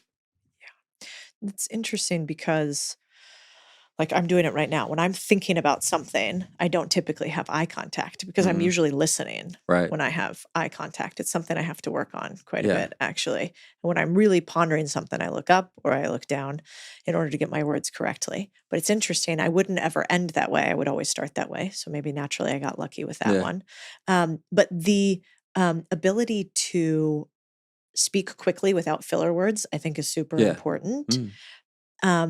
You talk smoothly. I wouldn't say you talk slow, though. I guess, I suppose, as opposed to a lot Yeah. of people, including me, you talk slower. Right. But there is also a real fine line between somebody who doesn't communicate concisely Mm-hmm. and somebody who communicates concisely but slowly. So if somebody's listening to this, how do they determine, hey, I'm just talking smooth but slow versus I'm just talking too slow and not getting to the point? Oh, well, you usually can tell that by the frustration of the other person. Yeah, yeah. The feedback Yeah, from the your other person partner? will start doing what we talked about. You start popping your knuckles and Mm, breathing out your nose and getting frustrated because it's creating that anxiety in the conversation whenever you're doing that. I think that everybody right now at this point of our life, we really are searching for calm energy. You want a leader to lead, they have calm energy. The high performers, the people who are relied upon, they say, you know what? I know that she knows what she's doing. Oh, I don't know what's going on. Thank goodness Cody does. It's because of the calm energy. You think of any movie you've seen, mm, or you think of anybody in combat. It's the leaders have the calm energy. They do not respond emotionally to the chaos. And those are the people that people look to. And they look for that in everyday conversation. There's a reason why when you go into your grandmother's house, all of a sudden you feel at ease. mm. It's that calm energy that says, don't worry, honey. You're good. Tell me all about it. When you have this sense of, you go into one of my favorite restaurants, this is mom and pop. She calls everybody honey, calls everybody darling, sweetie. It's like, yes, I just love, we need that. We really do. More than you think, we need that calm energy. Yeah. When you're around these people that are always anxious, always go, go, go, always want to you got to 10x everything about your life. Like that's a quick way to being really unsatisfied with a lot of things. There's nothing wrong with talking slow. Mhm. I would say people say I talk slower in person than I do in my videos because I'm not having to cram Same. everything into 47 seconds. Same. But it's this calm energy that people are drawn to like a moth to a flame, because it's this vibe that when you can come into the room and they go, oh, thank goodness they're here. Like all of a sudden, everybody at the room feels different by your presence. And it's not because you're hyping everybody up. That's great. There's a place for that. That is not sustainable. Mm. It's the calm energy that leaders show. That means they always know that they're captain of the ship. Fascinating. So I'm sure there are many times where you feel super anxious and you feel elevated Yeah. and you do not feel like the grounding energy. In fact, you'd love somebody else to be that. Right. What do you do to prepare yourself to be that calm in the storm? Is there something that you do to reground yourself so when you walk in the door to your family, Yeah. you're different? Right. Well, biggest key is I really do try to be exactly who I am at home, same at work, but you have to wear a different hat. Like, Yeah. I get it. It's this, and it's rule number 1 in the book of Say It With Control. Let your breath be the first word that you say. And I teach it to every one of my clients before they answer a question. And when somebody's asking them a question they don't like, and I take my own medicine, I do the very same thing. When an opposing attorney is saying something I don't like, you better believe I'm using my breath to make sure I'm continually regulating my system Yeah. when that's all happening. Otherwise, I'm bad at holding my breath. Mm-hmm. That's what happens, Cody. Is I'll hold my breath in moments of tension, Mm-hmm. and then all of a sudden I realize, why does my body feel like I'm drowning? Well, it's because you are. I mean, you're preventing oxygen from flowing. That's why everything is tight, and that's why you yell, because your body goes, I don't know what to do with all this trapped air we got, so we better just shoot it out. Well, it's because you just put it in a bottle and shook it up. It's waiting for it to pop. But when you breathe the entire time, it's like breathing underwater. You can put me as deep as I need to go. I'm still all right. Interesting. No matter what the pressure is. So it's a lot of the letting your breath be the first word that you say. So wherever your first word would be, before you say I don't agree with that, or that's not true, you put a breath, and what it does is it allows your logical and local side to stay at the forefront, where you don't get emotionally swept. And the benefit is, so does that other person. Yeah. That's what happens when we talk about how do you handle insults. When you allow that 5 to 7 seconds, what often happens is that other person will all of a sudden, their logical side will come up and go, no, that's not what I want to say. And they will apologize as soon as they said it. That's not what I meant to say. I shouldn't have said that. What I meant to say was, and they'll adjust it because they realize they can hear it now. It's not what they want to put off. Yeah. What's interesting is this is so good for negotiation too. You talk a lot about just communication and conversations in general, hmm but so much of this, it just reminds me of a mixture of like Robert Greene and also Chris Voss. And Yeah. have you talked to Chris yet? Yeah. Oh yeah. You guys have that same voice too.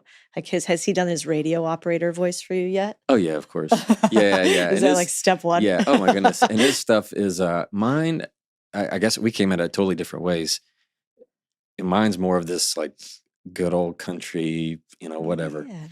And his is this more northern vibe, Urban. mob Yeah. boss type of like he could convince me to give him my couch while I sit on it. Like Yeah. that's just what his voice can do. So I'm very curious what the actual statistics would be about the importance of voice. Oh, it's got to be high. It has to be so high of what it does, because he would be like, I agree, it is a great couch. I agree. I need your couch. I'd be like, dang, all right. He seems like he needs it. Yeah. Well, what's funny is him in particular. I think I've learned a ton from watching his stuff, and people are going to learn so much from reading your book because one of my favorite mentors of all time said, if you're not capable of having difficult conversations to the point where you start to enjoy them because you learn from them, you'll probably never be very successful. Oh yeah, that's very true. I love that. I think it is true. It's the more that you can learn. You say it somewhere. You say something along the lines of, "It's an opportunity to uncover." Yeah, yeah. It's this idea that if you want to have a deeper relationship, then you have to have a deeper tolerance for difficult conversations. Like if you only want to have surface level conversations, well, I'll show you a surface level relationship. Yeah. You're not going to be able to go deep. Like you and your husband have had some of probably the toughest conversations. Out of that, you have the closest bond. People that have gone through the hardest moments together and come out of it will always be stronger. So it's this idea that if you shun difficult conversations, life is not going to be any easier. It's not the way it works. It's the opposite. Do you find that this generation, let's call it millennials and younger, are Who having? are we, by the way? I think we're millennials. Are we really? Okay. Yeah, we're actually like What's right Gen in the Z? middle. that Isn't younger? that like 32 and below, 31 and below? Nobody knows. It's Who impossible to knows? determine, Who but they're knows? younger than us. That's what we know for What sure. does it say? Yeet? I don't know. I don't know Yeah, what they say. Riz. Yeah, You have Riz. Look at us. Aura. Yeah. Aura? I don't know. I don't think that's All right, related. I'll stop. That's Thank you. unrelated. Wait, but so does this younger generation, do they have a more difficult time having difficult conversations? That's something lots of people talk about today. Young people don't know how to talk to each other anymore. Young people don't want to have difficult conversations. Young people only want to Yeah. text. Is that true? I think some of it is we're just getting older, so we're getting more persnickety and grumpy about things of this other generation that know what it's like. Yeah. Another part of it is I do believe that there's so much transactional communication, from text to kids on Snapchat that only communicate by emojis, and you have TikTok and you have every other app that you and I never had. And coming up to see that, I've seen the consequence of that is they don't know how to perform in the headlights. They don't know how to bring up that very difficult conversation. They have a hard time opening up. Mhm. Mental health will always continue to be something. I do think we talk more. The good news is we talk more about mental health than we ever have. I feel like we talk more about communication than we ever have. And I mean, all the wonderful things that you put out on your platform of encouraging people to go out on their own, how to take the most out of not just the wealth of money, but wealth of their life, and really grow. All the wonderful, wonderful work that you're doing. Try. It's wonderful in the sense of you're able to talk about it, and it's now part of the conversation, where 10 Yeah. years ago, 20 years ago, Not a part of it it. was never part of our parents' upbringing. I mean, it was just, there was no manual, there were no blogs. And so we're able to share the kind of things that we're able to share truly out of the blessing of the same thing of social media.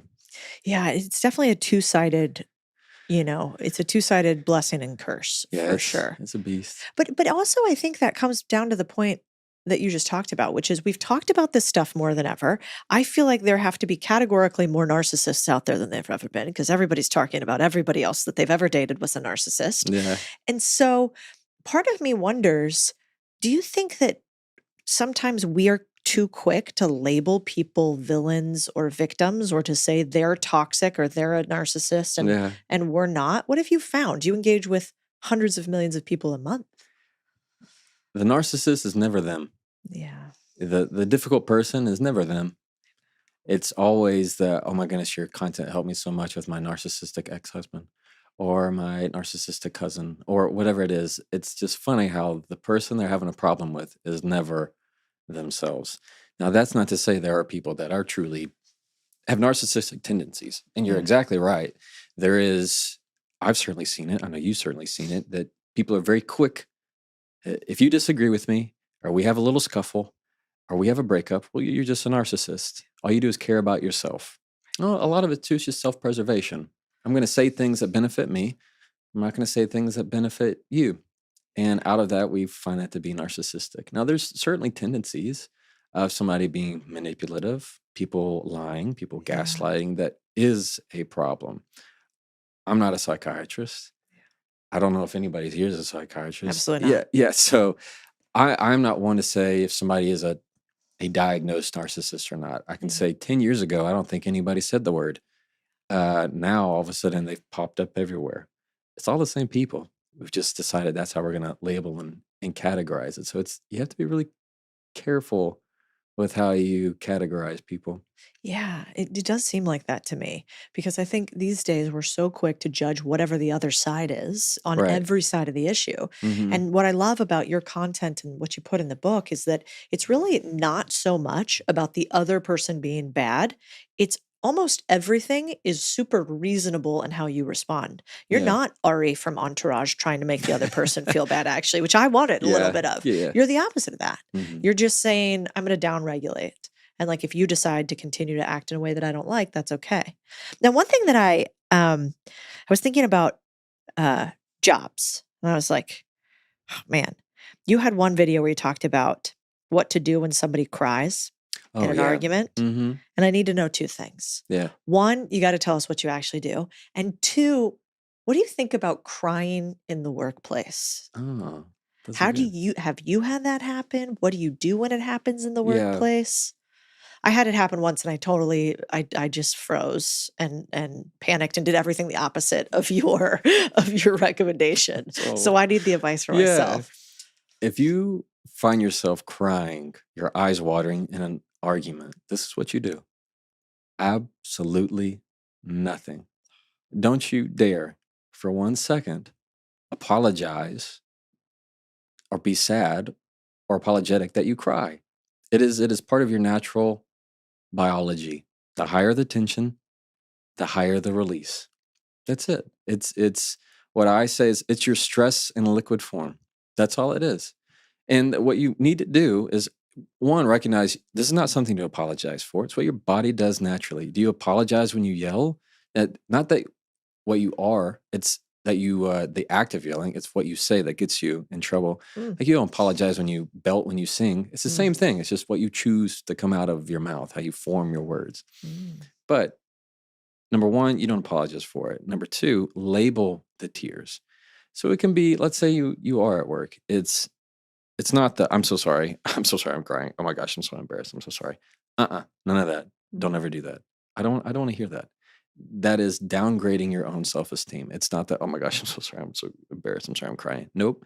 You're going to just wipe them away without saying anything. And if you need to label them, it's going to be, these are tired tears.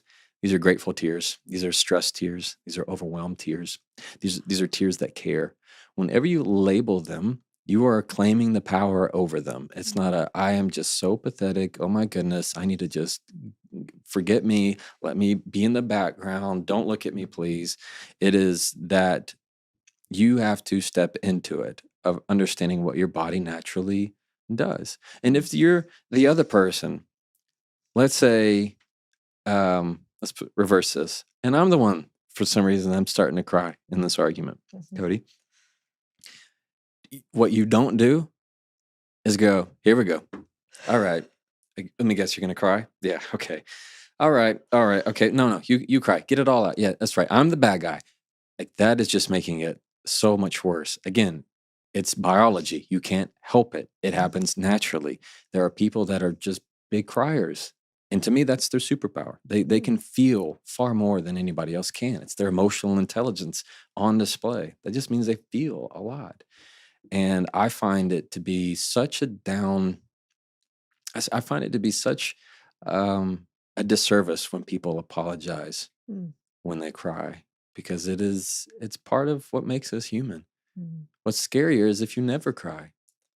That probably Y- is scary. Yeah, that's scary. What are you, an animal? Like even animals cry. Like, were you a robot? That is just not. That's not real. That's not realistic. So, um, one would be never apologize for it. You're not gonna say anything. I'm so sorry about this. Mhm. Two is going to be that you label those tears. And if you're the other person, you're never going to make somebody feel bad for it. You're not going to call them out. If you want to just nudge a tissue for them, that's it. Don't pick it up and go, here, throw it at them or something. Just be there. And don't stop the communication. If the other person's crying, don't stop. You can say you need a timeout. That's fine. Otherwise, you just keep listening. Mm. In fact, you say out loud, I'm listening. I'm listening. Keep going. I'm listening. As if, don't worry about this. I'm not paying attention to any of that. I'm listening. Keep going.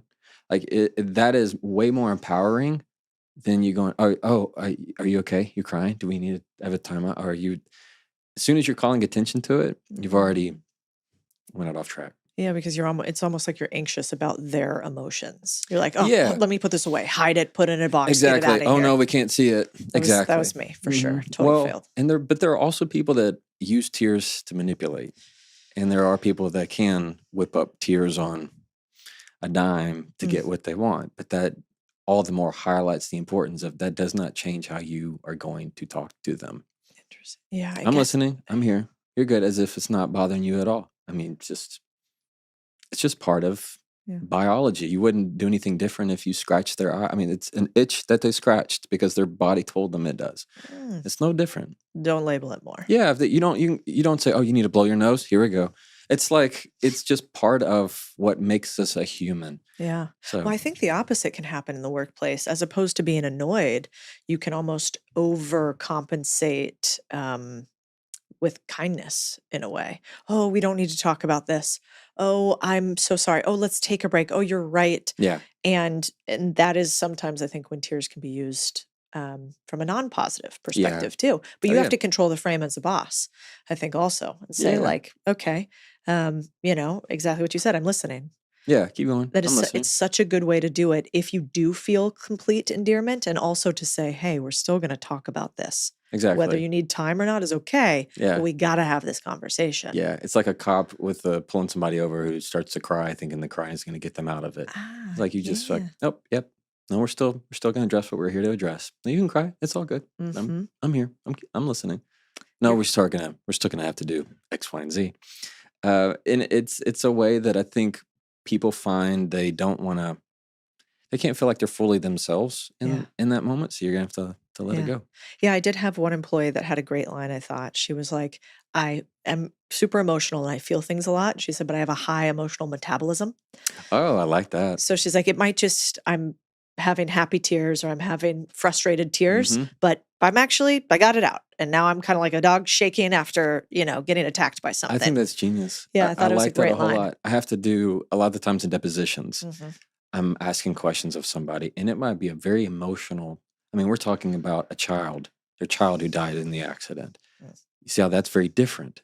I'm going to be as slow as I can, even though there are questions I have to get on the record as part of the case that I have to talk to them about. And there's one side, and then there are other people who know they're guilty, not from like a prosecution standpoint, but they know what they've done.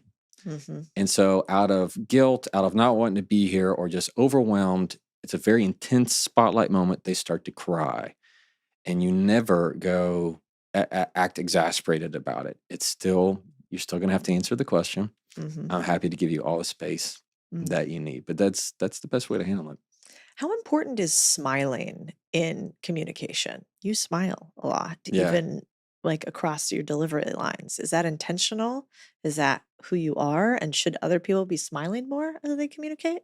Well, I'm definitely not telling anybody that they should smile more. I'm not walking into Oh that yeah, one. that's you're right. You're right. You're Not right. Good walking job. in the not walking into the you should smile more. Especially if Yeah. it's a woman. Come do it in the office. That's a great idea. Yeah, I'm not saying nothing. Um, to the point of, does the activity of smiling help or hurt you? It doesn't hurt. Mm. Now, it has to be genuine. Mhm. Like for me, I always want to, it's part of my life of just who I am, is I really enjoy through my personality giving warmth. Yeah. I want them to feel very warm talking to me. In depositions, when I need to get information from my siblings, when I'm calming them down, growing up, I mean, every step of the way, again, it's that calm energy. How can you feel very warm? When you're warm with someone, they want to be near you. They want to give you more information. They want to work with you. Even on the opposite side of the table, especially in negotiations, especially in business deals, if I can make the person feel good, separate from the actual deal that is being made, Mhm. the likelihood of the deal being successful just skyrockets. Too many times I've had it, let's say in the service industry, it's a waitress, it's somebody at the hotel counter, it's somebody who's behind whatever. If I can make them feel good and just give the warmth of my genuine personality, they want to help you. They feel needed when they can be helpful. And when it is that sense of warmth and smiling, it's a whole lot better. That's part of you think of it like the music. If you could pick out some of the top 5 people that are influential to you, Cody, Mhm. and then you put like a song with their name, Mhm. think of the people that calm you down, and you can apply like a song or a band of who they would be. Have you seen those pictures that match people to their dog? Oh yeah. And they I like, think they call that Bowser's, I've- right? Where I've- they look. it's, The yeah, person looks like the they look dog. very similar, Yeah, and yeah, I always find that so funny. yeah. It's the same kind of concept. You pick the song that goes with that person, Mm. and what you'll find is whoever's the easiest to listen to. If it's just always really, really loud and that frequency's high and they're always complaining and the registry's really high, you don't want to listen to it, at least not for long. Mm-mm. And the people that are, I'm a James Taylor kind of guy. That's how I was raised. I'm a Jim Croce. I'm a singer-songwriter era. That's how I was raised.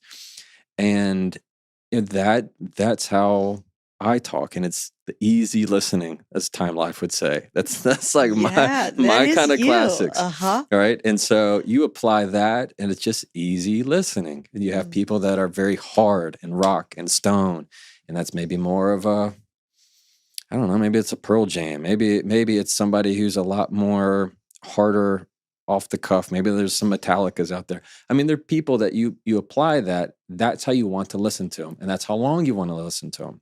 So people that are easy to listen to and go, I could put this on the background. I can listen.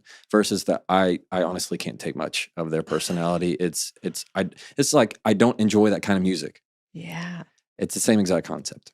That's actually a great mechanism to use to see if you want to spend more time with somebody or not. Because as Yeah. I was picturing faces, I had an immediate reaction to Yeah. song, which might actually tell you whether this is a friend you want to spend a lot of time with. Yeah, or a spouse. I mean, or Yeah. a relationship. It's what's the band that you put with them, because that's the vibe. Yeah, it's a good point. And there's no right or wrong answer. It's just right or wrong for you, which I like. Yeah, it's all a matter of taste. Yeah. We actually, when I first started filming content, when like maybe you guys are like me, but when I'm seriously thinking about something and you're like deep in your mind in it, I have a very serious face. And so I make this intense face. And so they used to have to put this big sign behind me that just said smile, bitch. Because Yeah. I just don't. Yeah. And so, and I realized though, that I think if you can choose almost between, in many instances, hyper competence or hyper likability, I might err on the side of likability more often than I ever thought. Oh yeah. And this No is a doubt. perfect example of why. But this is coming from a finance hardo like me, Yeah. where I thought I would choose hyper competence all the time. Right. It's not the case though. It is extremely effective. It loses its steam faster than likability. Yeah. You can do something because somebody's really efficient. You will do it more if you like them. And so it's people will follow you longer. People will listen to you longer. People are willing to make shortcuts, exceptions. They will make a miracle for you if they like you. Mm-hmm. And that's not from a position of faking it. That's not what I'm saying. I'm not saying at all. I mean, you know good and well from our personalities, there's no faking this. People know that's not what. I'll figure you out real quick. Exactly. Yeah. It's just who we are. Now, anybody can call a spade a spade. So I'm not at all saying you have to smile or be warm. And if that's not you, don't worry about it. You always have to be authentic and genuine to yourself. I would say also for me, from even the importance of in trial litigation, I might be sitting down and somebody else is questioning a witness. Mm-hmm. If the judge rules against me on something, maybe the attorney is going into something we agreed already before the trial started he can't go into. Now, if I object and go, objection, Your Honor, he can't talk about this. And that's a speaking objection. Don't worry about it. If I said something, objection, Your Honor, hearsay, and the judge ruled against me for some reason, and I went, and I acted put out. Now, how do you think the jury is going to react? They're going to go, oh, there's something he doesn't want us to know. They're going to say, oh, he's hiding something. Oh, he's not authentic. Oh, it's not real. Versus me acting like it just doesn't bother me. Mm. And so most of the time, if you can just act pleasant and polite, if you have a hard time doing that, then that's just going to be a hard life. I find it, in my opinion. There's a lot to be happy about. But yeah, if you smile, it's never going to hurt you. That doesn't mean it's like for some people, you constantly have to remember, oh yeah, my neutral face is not that likable. There's some that, like my sister, I love my sister. Sarah, if you're listening, I love you. That when she's not smiling, you think she hates everybody. Yeah. I mean, she has a very that. hard resting face. Yeah. But when you talk, she's as pleasant and as happy as can be. So you just have to go with what's natural to you. Yeah, I think, and a lot of what you talk about is you go with what's natural to you, but at least you can choose. If you know the tools on the table, then you could say, hey, listen, my face is naturally angry looking. Yeah. And so I don't always feel like smiling, but I do it more because I know this tool on the table works in helping other people like me. And if they like me, then I might get more of the life that I want because I might be able to walk a little lighter on the world. Yeah. My husband has the same thing. He has like a very square jaw. Mm-hmm. He's kind of an intense face, and he will just have people give him a harder time than me for whatever reason. And a lot of times I joke that it's because he looks so serious. And I think there's something really to this. And so if you can steal these hacks, then why not? Yeah. Oh, yeah. If they're just there, why not? Well, there's people who look scarier than other people. He's a little scary. I mean, it's probably why. Yeah. And so when you have people that go, it's just part of life. It's who you see is who you think they are, and then you actually get to talk to them. And the big huge guy is the big teddy bear, or it comes a million different ways. But anytime that you can just give a little bit of warmth, even if it's a little joke, even if it's a little bitty comment, you're going to find you're going to get more out of it than you ever thought. What in this book, you have done an incredible amount of work, it seems to me, on learning how humans interact and on being able to share the kind of deep psychological reasons that we do it, but very simply. Are there things that you don't get to talk about as much? Like, I imagine people ask you a lot the same kind of questions because you have these incredible responses to, let's say, like your top 30 most human issues. What do you not talk about as much that you wish you could? Listening. Anytime I've made a video on listening, it's the worst viewed video I ever have. Wow. Nobody wants to learn how to listen. That's true. They love the stuff I have on how to deal with a toxic personality or a narcissist, or how to, how to handle those belittling comments. But they don't want to listen to the how to listen better. Yeah, why is that? Because we think that it's just other people don't listen to us. We you don't got listen it. to other people. It's because the problem isn't us, the problem's them. Yeah. And what happens is they miss so much of the good stuff in life by not listening. They hear active listening, which I don't even know if I know what that means. But it's for somebody who interviews, for example, if you're only focused on the next question, you're not really listening to what I say. Mm-hmm. And then it becomes a little inorganic and mechanical. New attorneys do this, very green attorneys. They might be in a deposition and they'll go, and you were treated by X doctor. And while the person is talking, they're just looking down at their next question. And they go, okay. And they read the next question. But they just missed the low-hanging fruit, the wonderful fact that that client or that witness just gave them. And so too often we're not listening to understand, we're listening to respond. And that's very natural. But that's where, if you can just slow your conversation down to just have the pauses in it, that means I'm fully listening to your question. Just like we talked about, there's a difference between if you said, hey, Jefferson, how was your day? And I was like, good, it was good, really good.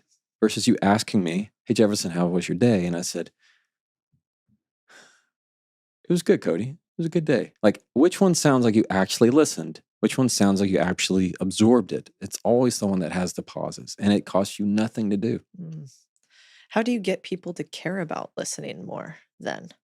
Do you just reframe the hook of the video so then it becomes like, Nah, they're no, not you going just to. let it? No, I just don't think they'll. It's always the other person. It's like on when you're driving, right?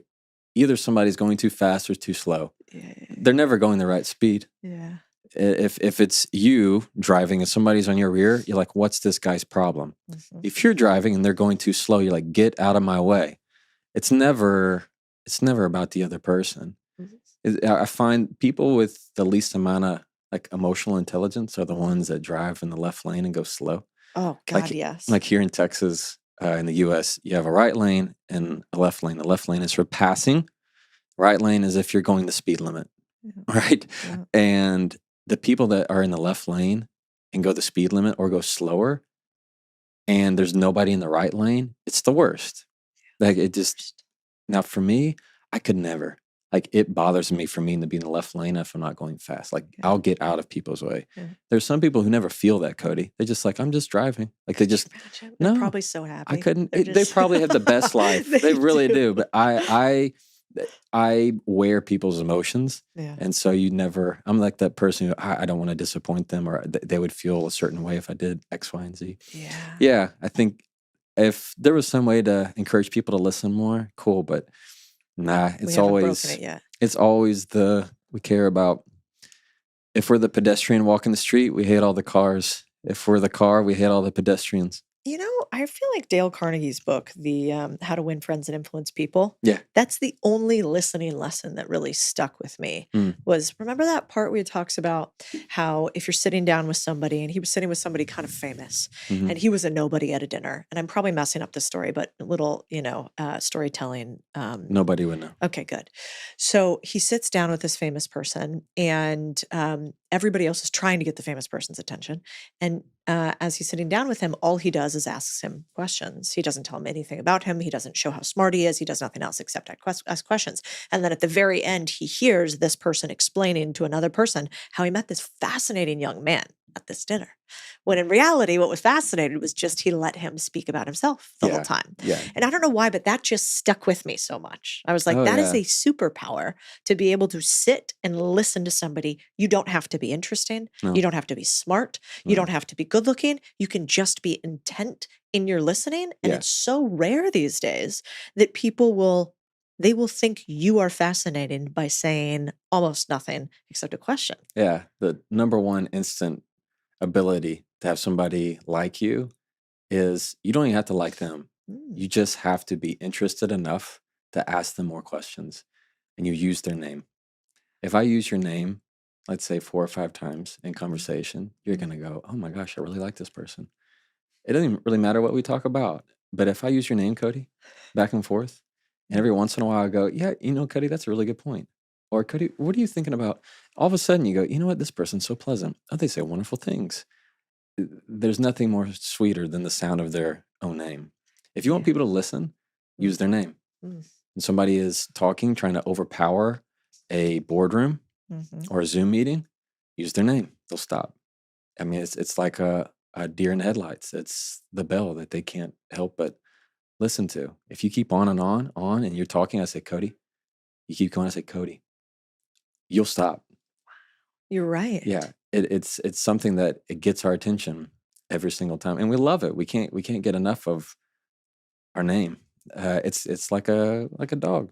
You say its name and it perks up. It's a thing that they recognize. I like you more already. Yeah. You already said my name 4 or 5 times. There I'm you in. go. I'm telling you. Huge Jefferson fan. It was right. wild. Yeah. What'd you talk about? Yeah. I don't know. I don't know what he said. Yeah, he kept singing this word Cody continuously. Exactly. That's the point is that if you can ask questions about them and sprinkle in their name, there's nothing wrong with it. It's not manipulative. No. It's not fake. It is showing genuine interest in who they are. And they will go, I had the most wonderful conversation. They're not going to go, all they asked about was me. You know what's weird? I wonder if people feel like this, but it does feel intimate to say somebody else's name a lot. It is, yeah. Why is it? Because we don't? Like saying like, Jefferson, tell me about this. It just, I guess it is. It's a direct ping at you. Yeah. It is, I better say something that needs to be said after the word. I don't know why, but it feels intimate or irregular. It's the straightest connection right to their heart is, I mean, you've heard when a super fan to some famous celebrity and they're like, he said my name, like they can't get away from that because it is just a direct line of who they are. You've all I have is my name. You can't take that away. It's the one thing I can have.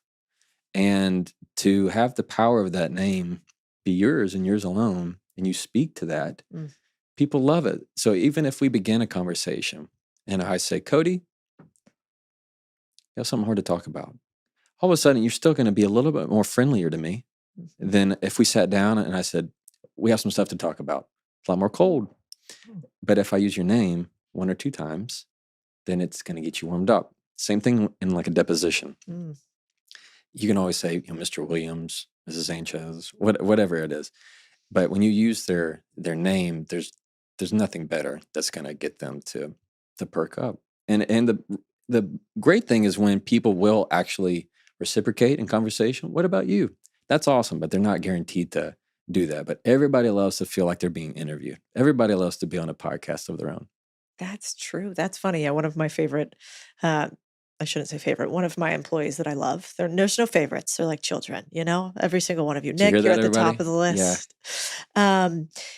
She always jokes that she sends me podcasts because she's like, they're long voice notes. And it kind of made me chuckle because she's like, everybody, the reason why people take over Zoom meetings, it was a comedian that said it, I think. They're like, the reason why people take over Zoom meetings is because they want to have their own podcast, but they don't. Exactly. And I chuckled thinking about that. I'm like, podcasts are a lot of work. Are you sure? Yeah. But I understand the point a lot. Same thing at dinners, same thing at a meeting.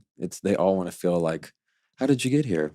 How did you become who you are? Yeah. Well, it goes back to your original point on curious questions. Right. I remember when I first started out in investing, coming from journalism, people are like, weren't you scared about math and Excel and all of this? And I certainly was. It's not my strong suit. But thankfully, I didn't realize that there's one real skill set if you want to make a ton of money in investing. And it is asking a lot of questions continuously. Oh, yeah. And never being scared that you don't know the answer because it's a zero-sum game. You either get all the information to make the best decision or you don't. Yeah. And I think life might be like that.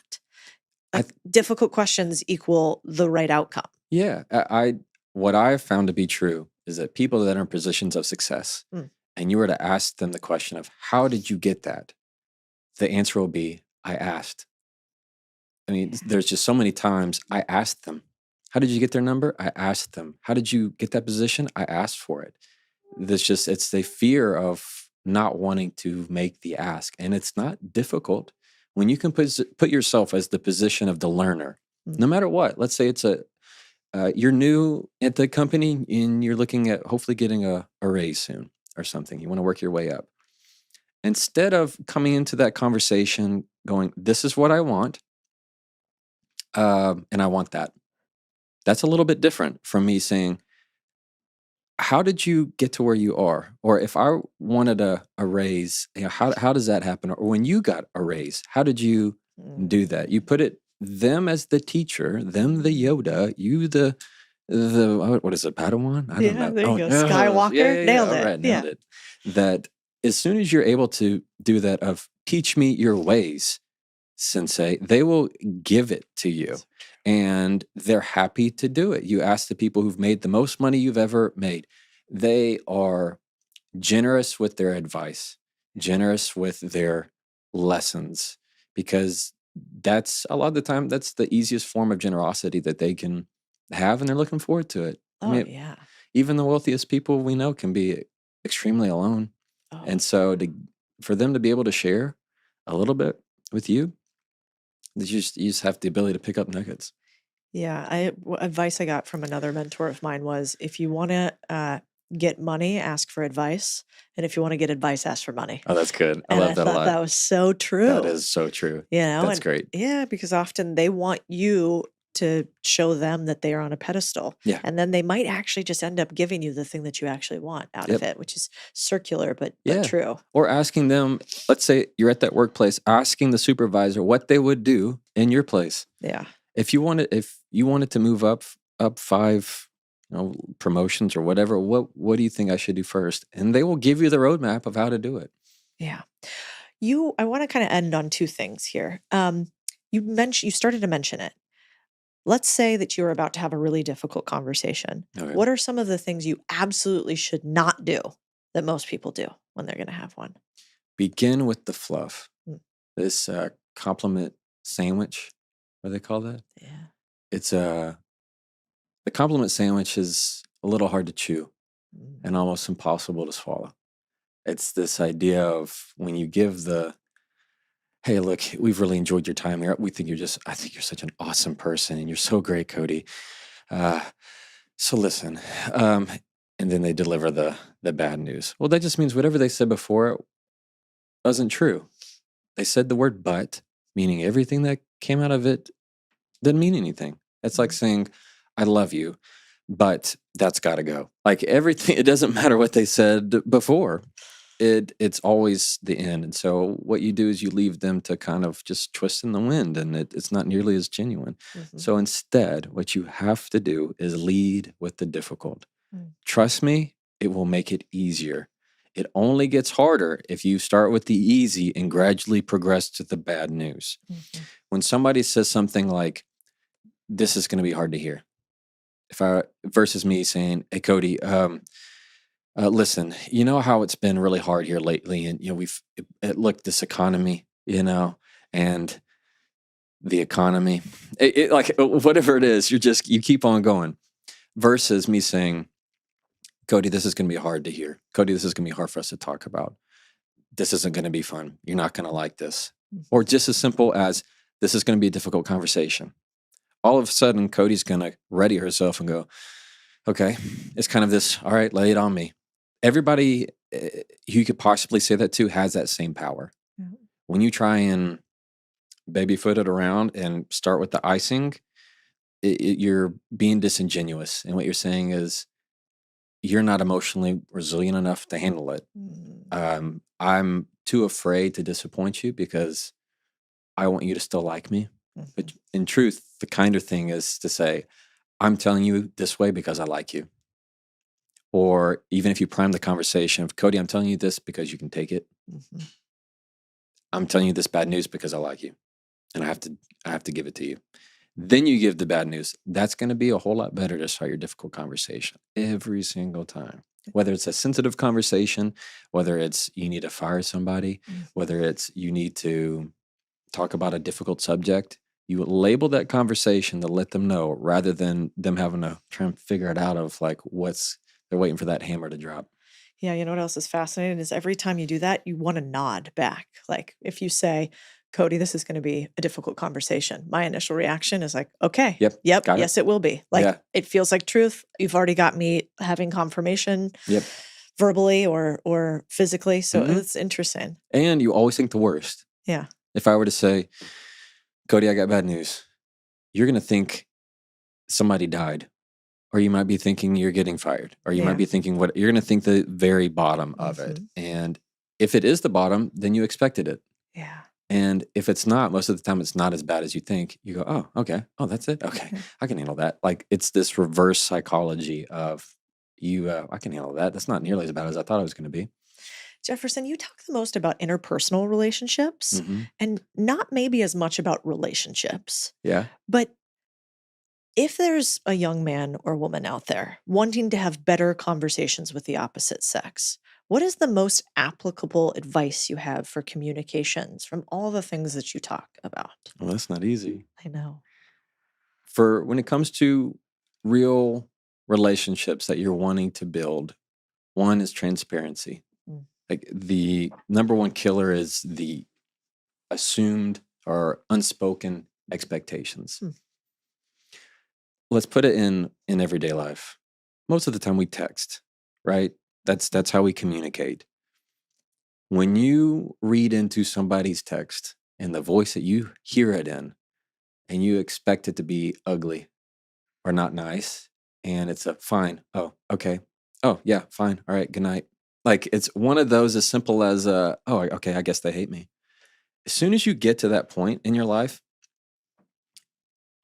or any time in that conversation, you are already setting yourself up for failure in communication in the long run. You have to voice what those expectations are. So even if you were to, let's say, text that, if you can quickly text back, did you mean for that to be short? Or did you mean for that to sound upset? And they go, no. I was just in the middle of X, Y, and Z. Or, well, I just didn't like that you said this. Oh, okay. And let's address it. This goes back to this fear of wanting to say the hard thing instead just complaining about it and then later calling them a narcissist. Yeah, exactly. It doesn't work out well, but it's all over the internet. Right. So what's better to say, did you mean, Jefferson, to sound upset? Or did you mean, Jefferson, to be short? Or to say, I took it as short? Like, no, it should always be on them. That. Did you mean for that?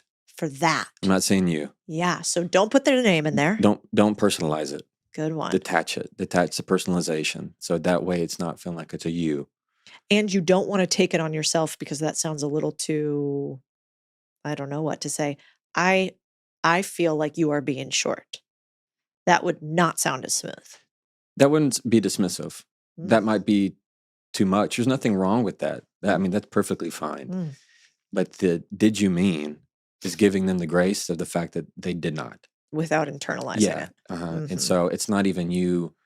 It doesn't get to the point of me feeling like that. It's just simply, hey, I'm giving you a quick mirror here. Did you mean for that to sound upset? It's very clever. Did you mean for that to sound rude? Or between me and my wife, did you mean for that to sound short?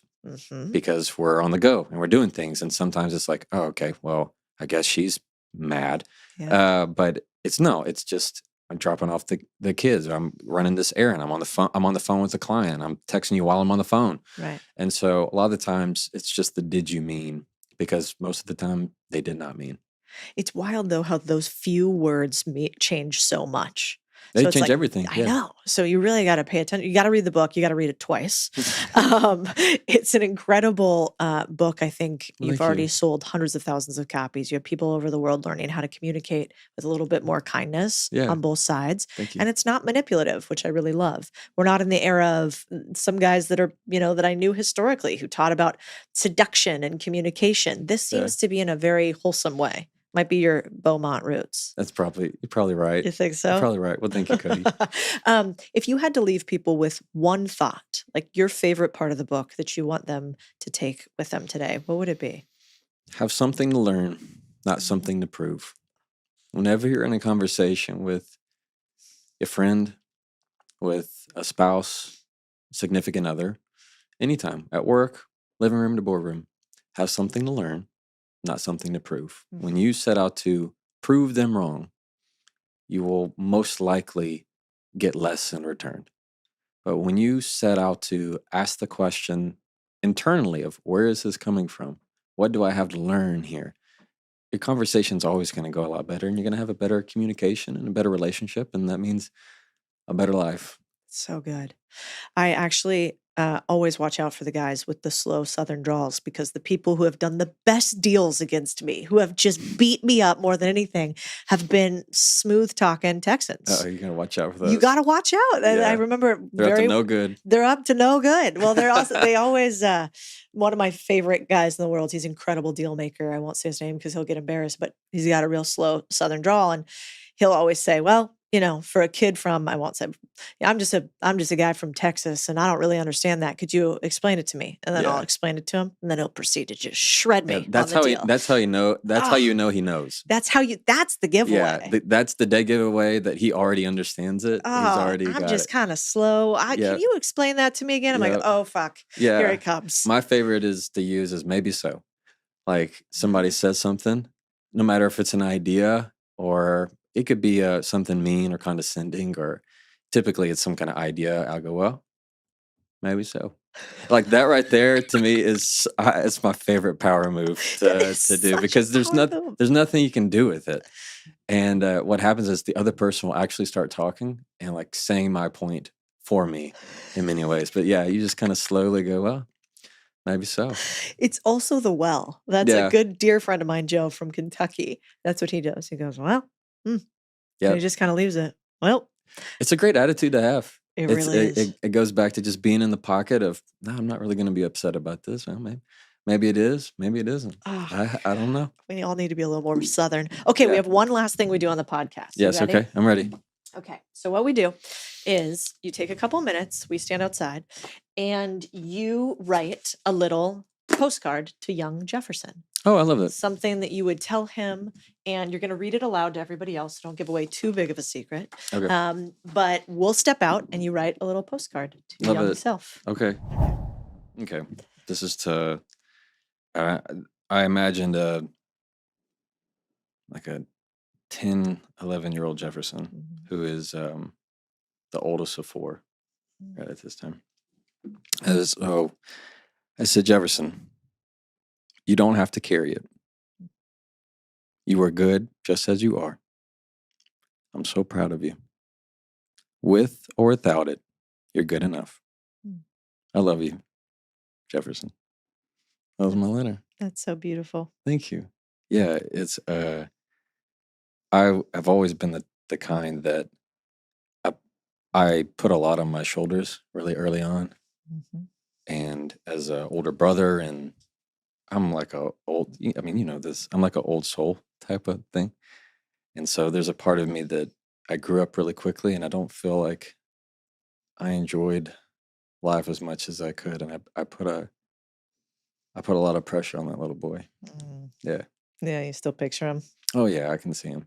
Yeah. Yeah, and what's crazy is I see him in my son, Ah, and so I mean, he looks just like me, he acts just like me, and so to take his face in my hands and tell him to look at me and tell him he's perfect and he doesn't have to hold it, he doesn't have to carry it because I can see what he's doing because I did it, mm. of trying to put on the face and be the big brother and everything. For me to tell him you're just as fine, I'll carry it, don't worry. Like that kind of stuff is it's also healing that in many ways I'm talking to myself. It has to be, right? You get to Yeah. go full circle. Yeah, it's really cool. Oh, it's so beautiful. Well, Yeah. we do this because I think a lot of times people get on shows and they get Right. lots of followers and people think that anybody's any different. No. And we're not. We all got that little thing inside of us that we're still trying to make feel like it's okay. Yeah, we're all the same, like we talked about. We're all Yeah. the same little It's little full kids. circle. That's Yeah, right. it really is. We're all the Y- same little kids. Yeah, but it's beautiful that you share because then people get to say, man, I look up to Jefferson so much. Yeah. And simultaneously they get to know maybe I might just be like him. Maybe I could be better than him. Maybe I could be better than Cody. Right. And like, God, that'd be cool, you know? Yeah, please. I'm like, absolutely. mine's a low bar, but like Yeah. you could jump No. it. Jefferson, you're the man. The book is beautiful. The Thank you, work you Cody. do is so beautiful. Thank you Thank for you. being here today. Thank you so much for having me. Thanks for having me. Our pleasure. You guys, I was almost tearing up with Jefferson's ending there. And I hope the takeaway for all of you is that you are so important And you are a big deal to us. That's why we called this the Big Deal Podcast. You're a big deal to me. And it matters to me that you get to share your truth with the world. And I think this podcast will hopefully get you to share it a little bit more easily and to have more people take your message. And speaking of sharing, if you have the chance, share this podcast with somebody that you love. Spread a message of positivity in a world that's not interested in it. Thank you all. Until next week. Hey guys, if you've ever thought about buying a business, we've built what I think is the best acquisitions and business buying community and education curriculum in the world. If you've ever thought about wanting to buy or own a business, or if you want to add more businesses to the mix, it's called the Contrarian Community. And what this is the goal is we give you the 3 things that the best business buyers use: your own advisory team, your own investment committee, and a deal team. We get together each week to review deals live and beat up all the deals that you're currently looking at, while you simultaneously learn the best way possible, which is called modeling, by seeing other people put together deals. This is how private equity buys businesses. This is how investment teams work. And we're stealing the methods from Wall Street and giving them to you. If this is interesting to you, go to click the link and you can actually talk to my team direct about if this is a fit or not. We can help guide you. The link is in the show description.